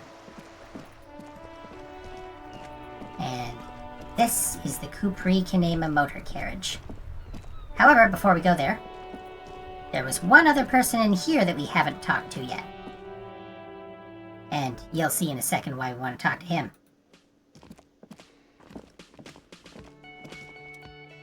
A man is sleeping at the table, wearing mud-caked boots and rolled-down overalls. The back of his shirt reads, Wild Pines, encircled by a logo with a tree. A colorful piece of plastic is dangling from his carabiner. Makes your fingers itch. That's interfacing our signature skill. Wants to steal his ID card. On the counter, rolled out of his open hand, you see a blister pack of headache medicine. We're gonna grab those pills. The man does not mind. That's You why we probably wanted need them that. more than he does. Can't ride the Zero if we don't have the healing to do it. Let's inspect the piece of plastic on his carabiner. It's a dock worker's ID, doubling as a shift card and a job permit. A young, able-bodied man stares back at you from the photo. Santiago S. John. I mean, yeah. Your fingers find their way into the shackle, flicking open its spring-loaded gate. The metal loop holds the plastic ID and a leather-bound pocketbook. And the man? The man emits a loud snore. Is he about to wake up? Doesn't look like it, but you never know. Better Does the be quick. lieutenant see me? No, he's looking the other way. Perhaps purposefully. Not 100% corrupt, but, you know, he acknowledges that we gotta do what we gotta do. Let's close the carabiner, actually. The We don't need sleeping his dock stuff. worker has little to say about your actions. He remains silent. We could try waking him up. You gently shake his shoulder, but nothing happens. This man could probably sleep soundly in a ship's engine room. We can try again later. Anyway, physical instrument. This skill is going to come up a lot, so I'm going to take a moment now, and we'll see what the deal is with that. Flex powerful muscles. Enjoy healthy organs. Cool for muscle men, bare-knuckle brawlers, gym teachers. Physical instrument is not only your muscles and your skeleton, it is your ability to use them effectively. It enables you to do push-ups, sit-ups, knockout punches, and 360-degree spin kicks. It's a one-size-fits-all solution to thriving and surviving in a physical world. At high levels, physical instrument breaks doors, chains, and bones, and it makes you laugh at the namby-pansies who can't. You'll be manned up, encouraging others to curl iron until they're manned up too. At low levels, however, you'll have a hard time arresting anyone who isn't infirm or already dead. Indeed, engaging in physical confrontations could leave you in either state. Anyway, we're gonna leave this guy be for now. I just wanted the healing item. let's report our badge missing. That's important. We'll be responsible. As responsible as we can be. Before you stands a motor carriage. The bodywork is covered in blue and white livery, bearing the number 57. That's his precinct. Vapor emanates from the large engine on the back of the vehicle. It hasn't had time to cool off yet. This must be the infernal machine that tore you from oblivion. The Caprice Kinema motor carriage. Open the door. In the cabin, you are welcomed by a set of steering levers, a radio microphone on a hook, a pull-out toolbox under the seat, and the soft glow of the fuel preheater gauge. A scent of leatherwork and heavy fuel oils washes over you. Alright, let's pick up the radio. The frequency tableau lights up, and the green button labeled Prime Line glows like a feline eye. And then you hear something. The soft purr of electrical kittens, radio waves cast far and wide over the metropolis. A woman's voice greets you through the static. This is Precinct 57. Hello, Lieutenant. How may I assist you? Hello, Alice. Please assist our colleague from the 41st precinct here. I'm putting him on. Operating the radio is easy. Just be confident. You've probably done it 1,000 times. Thank you, Composure. Come in, dispatch. Come in, dispatch. This is Officer Alice Demetri, Precinct 57. How may I assist you? You could swear she was friendlier with the lieutenant. No kidding. She knows him. Under the green Prime Line, a yellow saved button catches your eye. You wonder what the lieutenant's default radio station is. Interfacing. We wouldn't have noticed that if we weren't good with technology. Let's hit that save button real quick. As always, it's DJ Mesh and Fellatio, and you're listening to Street Freaks FM, bringing you the hottest, the nastiest, the most vulgar. A flock of seagulls takes off nearby, startled by the roaring radio. Right away, the lieutenant reaches into the cabin and turns off the radio. He's not looking at you as he says, Someone must have been messing with the radio, or maybe it picked up a random frequency. You wanted the Prime Line, right? Speed Freaks FM, huh? Oh, is that what it was called? He's trying hard to act surprised. Go for it. Turn the radio back on while it's still on the Speed Freaks FM. We're gonna mess with Kim a bit. Pick up the radio again. Souped up motor carriage for one bad mama's boy, for the heavier foot and the freakier. God damn it! The lieutenant moves quick as a viper as he switches off the radio and sets it on Prime Line. Then he turns to you. Look, it helps me to stay alert on long nights, okay? It's a method. I'm not some kind of speed freak or... He shakes his head, furiously staring at his feet. What about heavy of foot? You would be too if you had this motor carriage. He snaps half seriously. But seriously, let's quit joking around, alright? We have a case to investigate. He turns back to the cabin. This is Precinct 57. Can I connect you to someone? Okay, we're gonna quit messing around. Could you connect me to the 41st precinct? I have something I need to report. Just a second, officer. She puts you on hold, the static crackling softly like a bonfire. After a while, you hear an old man greet you from the radio. His rattly voice is oddly familiar. 10-2, 10-5. This is 41st. Come in. Over. Love the way Jules looks. The man uses relay code. You've got this. You're a cop, and cops know relay code. Indeed we do, Encyclopedia. 10-4, Station 41. I've got urgent business, over. 10-4, message received. 10-5, relay message. What's your status? Over. Just reporting in, over. 10-18, state your message, sir. I need to report my badge missing. 10-9, over. My badge, I can't find it anywhere. Basically, it's gone. 10-4, message received. This is a very serious situation. I need to 10-22 the captain. Over. Is it him? What does he want? Now this guy, Jean-Vic Maire, he's going to be important. Remember this guy. Says he lost his badge and needs to report it. He what? He lost his badge? Hey, who is This this? is Communication Officer Jules Pidieux, sir. Over. No, the other one. You mean your partner? Over. Jean-Vic Maire is our actual partner. What is he saying? He's asking who you are. I'm his goddamn partner.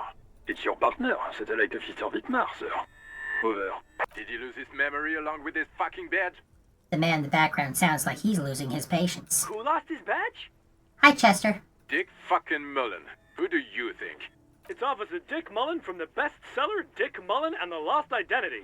He says, fighting off laughter. Dick Mullen is not your name. It's the name of a fictional detective who would not lose his badge. This is why encyclopedia is important. Defend yourself. Immediately. They're laughing at you. No, Authority, I don't think I'm gonna do that. Thanks for the tip, though. Officer has lost his badge, like I'm the first cop to ever misplace his badge. He says this has probably happened to other policemen before him and laughs sarcastically. Oh goddamn it. Is he fucking kidding? The whole station's gonna be dicked for this. Satellite Officer Wittmar is wondering if you might be joking and adds that this tarnishes the reputation of the entire station. Over. Mullen dicked us. Come on, operator, tell him to stop. This is serious. He's asking you to stop, says this is serious. Of course it's serious. He lost his fucking badge. Satellite Officer Wittmar concurs, losing your badge is serious. Over. Can't we just move on? I want to get it reported and be done with it. 10-4, I hear you, officer. I'm just going to make a note here that you are in pursuit of your misplaced badge. Over. Fuck me. Mac, come here. You've got to hear this. Dick Mullen lost his badge. What's going on? Super Cop here lost his badge. He lost his what now? His badge. He lost his goddamn fucking badge. Could you all please just stop saying lost his badge for a He moment? asks you to please stop saying he lost his badge. Why? Did he find it? The room at the other end of the line erupts in volcanic laughter. Sergeant Orson was wondering if you found your badge yet. Over. You don't have a comeback. Oh, So, come on, reaction it's hard speed. to think like this. He's not replying. Looks like he's still looking for it. You can hear laughter in the background. Enough with this now. I have other things to discuss. 10-9, come again. I didn't get that. Over. The animated conversation in the back is making it difficult for him to hear you. New heights even for Captain Sober. Ask him. Ask him if he's lost his gun, too. The room roars with laughter. Hey, you know what cops have that we also didn't find when we woke up? Sergeant Orson wants to know if you lost your gun too. Over. Check your pockets. Check your... Holy fuck. You don't know where it is, do you? Half-light. This is our fight or flight skill. Oh god, it's not here. Okay, it's gone. Your gun is most definitely gone. 10-9, come in, officer. Did you get my question? We were wondering about your gun. Over. Now we can lie and convince them that we didn't lose our gun, or say nothing. We don't know enough about our gun to craft a convincing lie, and I don't want to lie to these people. Not yet, anyway. Say nothing. 10-1, you're breaking up. 10-9, repeat please. Over. Still don't say anything. 10-9, come in, officer. Over. Remain silent with terror. Come in, officer. 10-9, repeat message please. Did you misplace your firearm? Over. Just say you lost your gun. Anything else would only make the situation worse here. Very sensible rhetoric, thank you. No drama, we will not be indulging you. I like that these are the negatives to the attempt to lie if we were to still try it. You didn't give an answer. You still didn't answer. Host almighty, you still haven't answered anything. That's affirmative. Over. He says he doesn't have it. Dear God, he lost his gun? Oh my, I can't. It's worth noting that this is a pretty accurate picture of Mac Torson and a couple of our co-workers in that he thinks losing a firearm is funny. This isn't really a laughing matter. Thank you, Jean. Mac can face a giant of Coco Nur by himself, but Disco hit him piss his pants. The Giant of Coco Nur. That is going to be an important bit of trivia for later.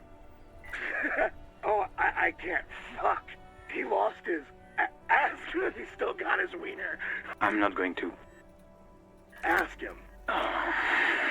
Sergeant Orson here is wondering if you are still in possession of your genitalia.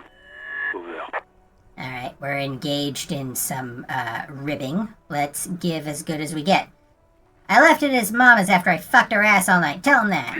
That's a negative. Not going to say that. Over. What's he saying? Share with the class. He said he sodomized your mother. The prick ate Mama's vanilla waffles at the captain's birthday party. Some nerve he's got. The good-natured ribbing requires a certain amount of social understanding, also not being relayed through someone else who just says what you said matter-of-fact deadpan. It's not a good look. Sure her vanilla waffles were the only thing he ate? Shut up, Chester. This isn't funny. This is my mom we're talking about. Max got a soft spot for his mom. Tell him to apologize right now. Sergeant Orson requests that you apologize for the claims that you made about his mother. Over. I like this. The option is, hey, if you don't like the fallout, maybe don't fuck with the firewalker. But we're gonna be nice and say, okay, tell him I'm sorry. It was just banter. I thought that's what cops do. He says he's sorry and didn't mean nothing by it. Okay. Tell him to find his goddamn badge and gun. That's the only thing that matters here. Satellite officer. I heard him and I'm on it. 10-4, affirmative. Officer is in pursuit of his firearm. There's static. Oh, God, Officer, do you need further assistance? Over. I'm not gonna say this because we actually got the money we needed from Joyce just a moment ago. This might sound odd, but there's some personal details I'd like to discuss. These guys have still not mentioned what my actual name is. Okay, 10-4, sir. I hear you. Relay your question. Over. Wait. Before you say anything stupid, think it through. What's there to think about? You're going to be looking at a straitjacket if you tell everyone you lost your memory. Be smart about this. Ask if he's there alone. Now, this is where we see the impact of having an unhealthy approach to mental health. Someone is in real jeopardy here. Harry doesn't even know that his name is Harry. And yet he is hesitant to reach out for help to the people who are obligated to help him because he is afraid that confessing his problems with his mental health means that he's going to be locked up. Like, they're going to do stuff to him. They're going to put him in a straitjacket, deprive him of his liberty. No one's going to respect him. There really needs to be a better way for him to handle this. But of course, Harry's picture of the world is not accurate at the best of times, so maybe he's wrong about what being locked up in a loony bin is like. But, of course, we don't know that. Let's continue. 10-4, sir. I'm not hearing your question. Hold on, are you alone in the room? I need some confidential information about myself. That's a negative, sir. I got 10-12 visitors present here. Over. It's worth noting, by the way, we're only getting this visitors present and all the other explanations of the 10 code because we made that encyclopedia check. If we hadn't, we wouldn't understand half of what Jules is saying. I wanted to know if you got my badge's description right in your report. Could you read it to me? Name, rank, date of birth? What? What is it? He's still on the line? He wants to verify the information on his badge. But of course, it says Dick Mullen, High General of the Revacholian Cavalry Force. Tell him to stop wasting time. What do you need, sir? Over. Any news about my, family? 10. Excuse me, sir? Over. I just thought you might have heard of them, that's all. No, sir, I haven't. You're not really keen on mentioning your home life, so I've always assumed things weren't that good on that front. Over. They really aren't. And here we're bumping up against, just hinting at, not really getting to it yet, but one of the more terrifying things about Harry's condition. I mean, sure, it's all well and good for him to wander around not knowing who he is. Really, the only person he's putting in danger with that is himself. But Harry doesn't know if he has any dependents. Does he have children who are waiting for him to come home? Does he have fish he needs to feed? Who is relying on him that he is letting down even now? It's scary. Anyway, let's wrap this up. Understood, sir. Over. 10-10, transmission completed, standing by, over, end call with the 41st. Roger that. 10-10. Over and out. The static ends with a loud click, then everything is silent in the cabin. I'm gonna run my fingers over one of the steering levers. The white suede feels luxurious under the touch, and the metal clutch handle so very familiar in your palm. Your fingers waste no time closing around the handle. Clutch disengaged. Release the handle. Clutch drops.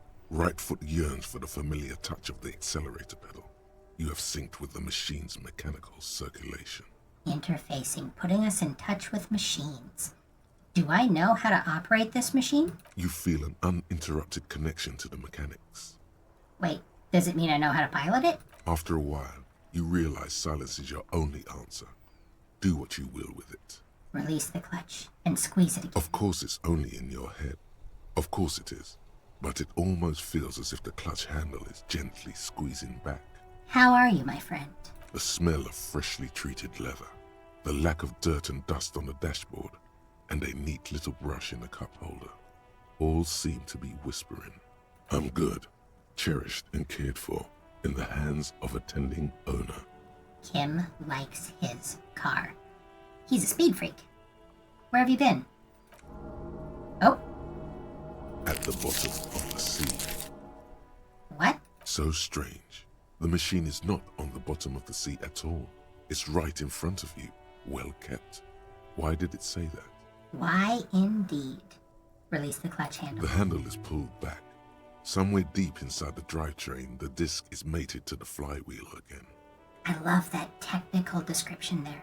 In the cabin, you see a set of steering levers, a radio on a hook, a pull-out toolbox, and the soft glow of the fuel preheater gauge. Now this is going to be important for later. Pull out the pull-out toolbox. A metallic drawer slides out from under the seat and clicks into place. The tools inside are neatly organized. Take what you need, officer. It's going to be a long case. I'm not protective of my tools, like some men are. We're going to take the red-tipped pry bar. The pry bar feels nice and cold in your hand, heavier than you'd think. Useful for opening all sorts of doors and lids. Take the rubber-handled chain cutters. The handles are long and sleek. Snap, snap, though the cutters in your hand. You can do good work with these. Cut chains, locks, and ropes, especially belts. Take the hand-cranked flashlight. It's robust, weatherproof, and well-made. Police issue, blue. Lets you see things in the dark you would otherwise miss. Push in the pull-out toolbox. The pull-out toolbox slides back into its nest. Preheater gauge casts a warm glow on the steering levers and the radio on its hook. So yes, for the remainder of this game, we are going to be carrying around a crowbar, a set of bolt cutters, and the flashlight. Where they go while they're not in their hands, we don't know. But there is an implication that there's a satchel from the way the logo looks. It's an abstraction. We have hammer space. Don't worry about it. Tap on the fuel preheater gauge. As you tap on the gauge, the indicator pin jerks as if startled. It's in the large orange sector, indicating the engine is warm. Next to the gauge is a red switch labeled heat. There's no use pressing the heat button. It won't start without the ignition key. Translation: we're not going anywhere right now. Alright, close the door. Okay, so we have used 2 of our healing items. We've got money. Let's go buy some. There's a frita here. Frit. Sick. Yes, that's 3 T's in a row. 3 T's. How idiomatic. Actually, there's one right here. But we're gonna buy some stuff anyway.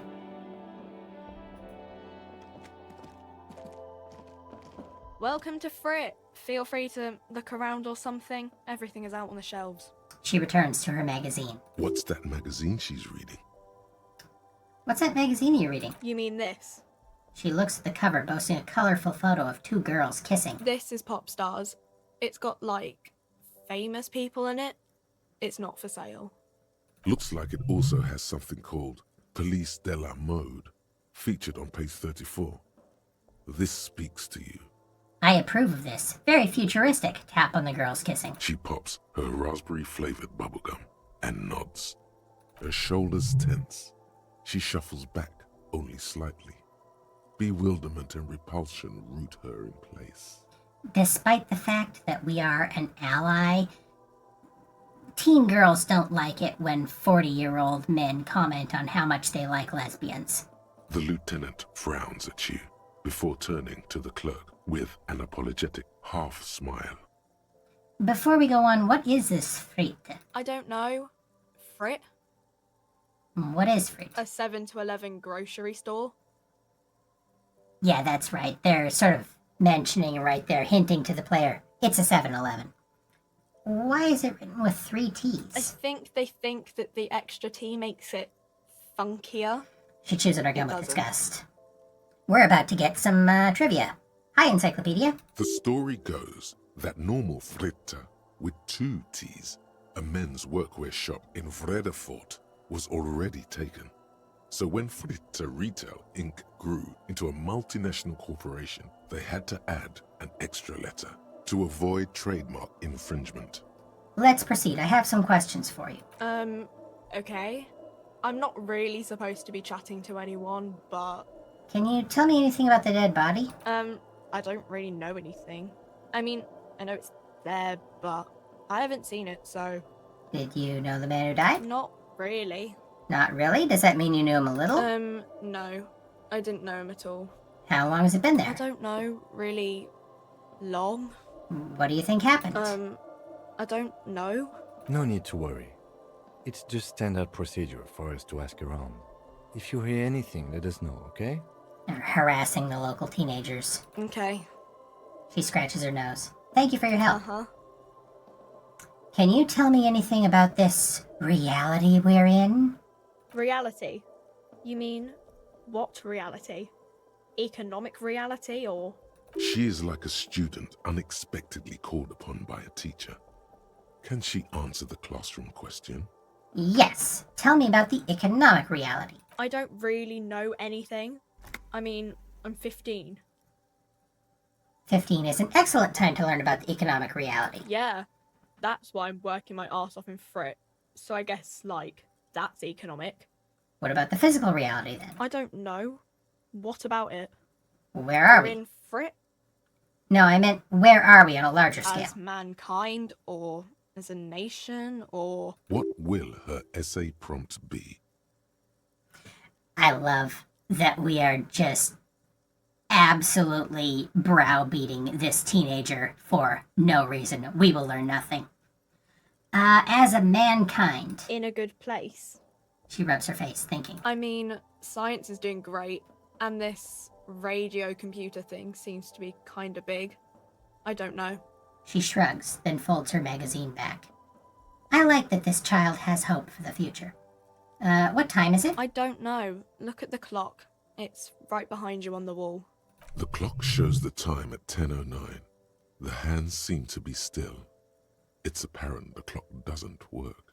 What is the revolution? When ordinary people take over the government and, demands democracy. What about the one we had here in Revachol? Yeah, it happened like 50 years ago or so. Sorry, I'm not very good at this. At history, I mean. The coalition, what's that? Someone told me there is one? Our government? Or do you mean something else? Sorry, I really need to finish this article. She taps the magazine on the counter. I won't bother you with this nonsense anymore. Oh. She seems happy to return to her reading. Alright, so we're going to check out some other stuff here. A small cabinet on the wall is filled with various medicine bottles, nasal sprays, and blister packs. They all bear the Saint Baptiste Pharmaceutics logo. Their logo is the bloodless rose, pure white, untouched by harm. Just ask me if you need anything from St. Baptiste. We don't stock prescription meds, but we do have Nosafed, Duramine, Magnesium, and Hypnogamma. What do those products do? I don't know. Let's see. Nosafed is a nasal spray. Duramine is a really good painkiller. Magnesium is a dietary supplement. Hypnogamma is... She stops. I don't really know what Hypnogamma is. I guess it makes you feel less shit. It's recommended to use after lots of partying, studying, or exercising. Can you be a little more specific? No. Sorry. I'm not like a doctor or anything.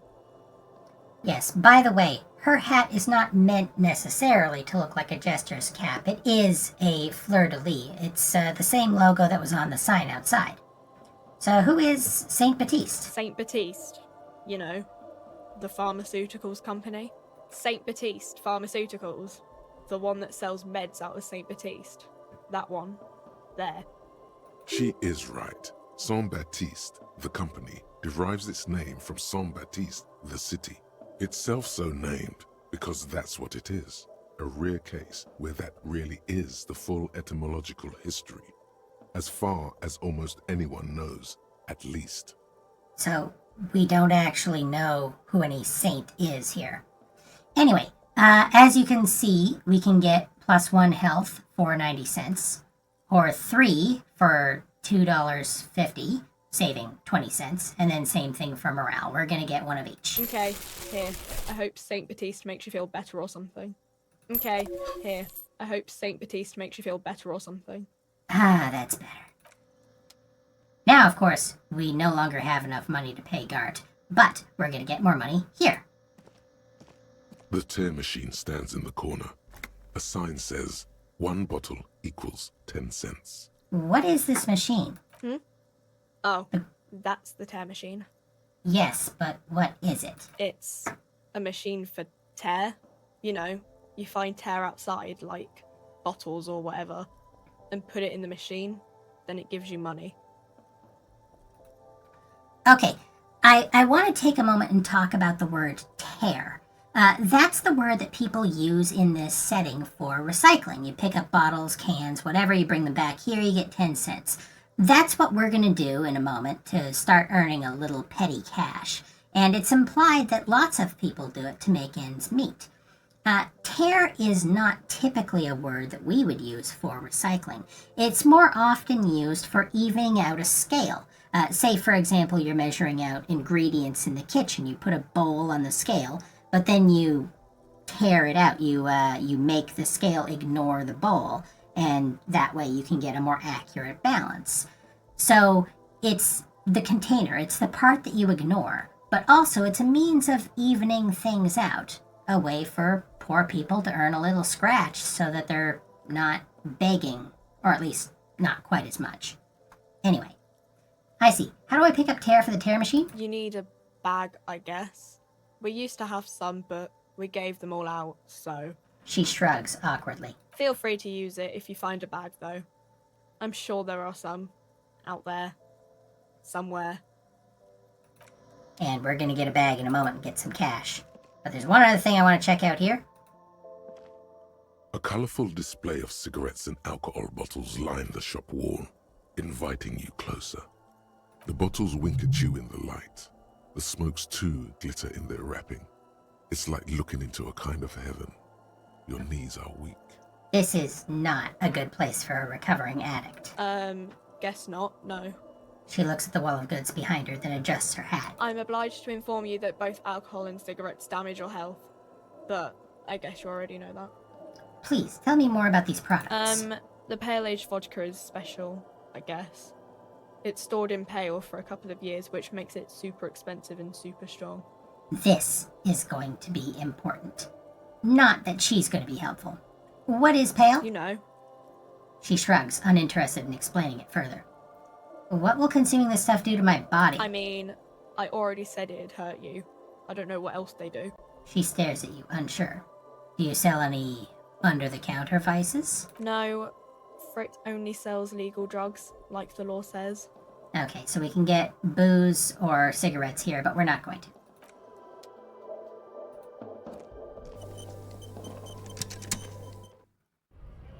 So we're coming up close to the end of the stream, but there is one last thing I want to do. Let's talk to this charming gentleman. Welcome to Rivachol, Announces the rotund man. The remark isn't addressed to you. It's addressed to the lieutenant. Why are you addressing my partner like that? Don't you welcome to Revachol me. The My lieutenant farts back. grandfather came here from a 3,000-year-old racist isolationist culture, while your ancestors came to this island a mere 300 years ago. Every school of thought and government has failed in the city, but I love it nonetheless. It belongs to me as much as it belongs to you. As I mentioned, Kim, as visibly Sealite, is a target of racism, but he is patriotically Revacholian. You tell him. It's men like you who keep Revachol divided, making it that much harder for everyone to climb out of this post-war limbo. What he means is, fixation on the Revacholian nation makes it harder for Revachol to actually attain self-determination. So our options are, he's right, you're undermining our best shot at real self-determination. Stop riffing into this guy, he's just really proud of being Revacholian. That's the racist option, we're not going to pick it. Limbo, what's going on here? We're going to say you're undermining our best shot at real self-determination. Oh, come on, man. I just said, welcome to Rivachol. It's a lorry driver thing. I know exactly what you meant. You think my kind doesn't belong here, that I should watch myself and behave. But you see, I'm an officer of the RCM. It's actually my job to make sure you behave. I would advise you to remember that. Silence. The air between them becomes tense. Your partner needs backup. Now's your moment to shine. Fucking A, Kim, I've got your back. Give the lieutenant a punch on the shoulder. You two make a cute couple. You know that? The lorryman spits. Racist and homophobic. Who could have guessed that those two things go together? The lieutenant exhales and resumes his regular calmness. Now that that's settled, we have a couple of questions. Whatever you say, officers. He waits impassively, cigarette smoldering between his He fingers. smells of heavy motor oils, and his breath of high tar content cigarettes, probably Astra Whites. We could ask about this other stuff later. For now, we're on a mission from Joyce. You're a lorryman, right? What's your stance on drugs? Drugs? They're shit, man. I don't let anything pollute my body. He takes a long drag on his cigarette. You smell of booze and cigarettes. What's different about narcotics? You know where that shit comes from? Sarah Miriza, Safre, Ilmara.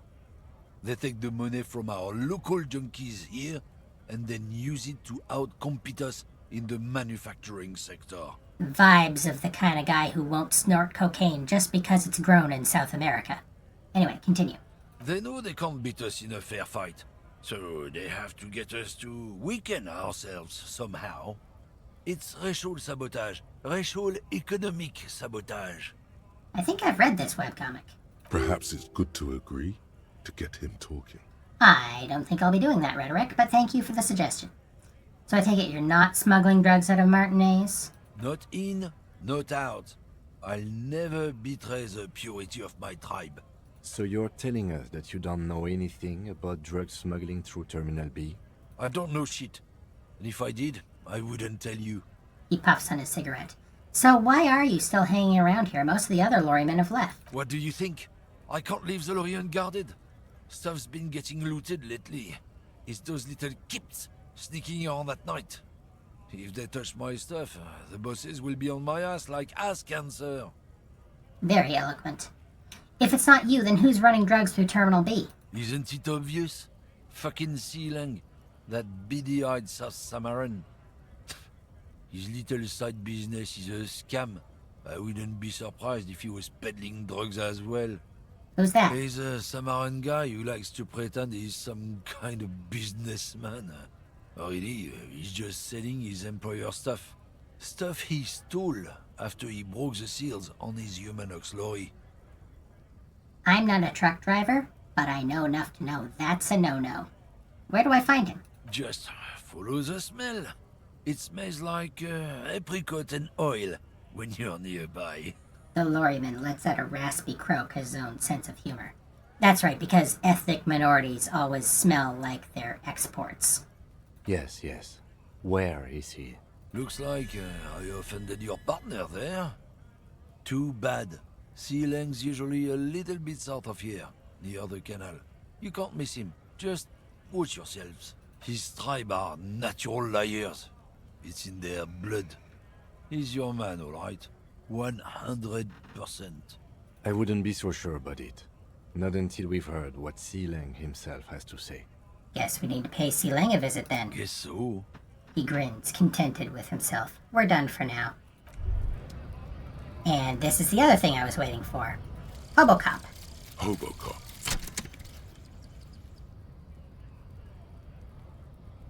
Technically, you wouldn't be a cop anymore, but a hobo. That would mean game over for the cop chapter of your adventures. But who knows where the hobo part takes you? To the bar? The old L'Assommoir? To the pier or the sewers? To Le Royaume, where for 300 years they interred the dead. You could plunder royalist crypts for long-forgotten triple malt bourbon, then fight the Arden-Macan beast that lurks the bottommost sepulchres. The secrets of the city are all yours at last. In other words, a D&D murder hobo. But this isn't D&D. The bonus we actually get reveals extra special collector's edition tear bottles on the map, more money from selling tear, learning cap for shivers raised to 6. That's why I haven't collected bottles yet. Since I've got this thought, now I get more of them. Although the thought lies, we don't actually get more money for selling them. The machine still only gives us 10 cents per. And second most important is the learning cap for shivers. Shivers is a very important skill, and I didn't want it staying on 1. Accept. But we're going to be dealing with that next time. Thank you all for joining me so very much. I really do appreciate it. And, yeah, we'll catch you next week. Return to Revachol. And I apologize for this in advance. You're going to have to watch me pick up a lot of bottles. Anyway, bye-bye.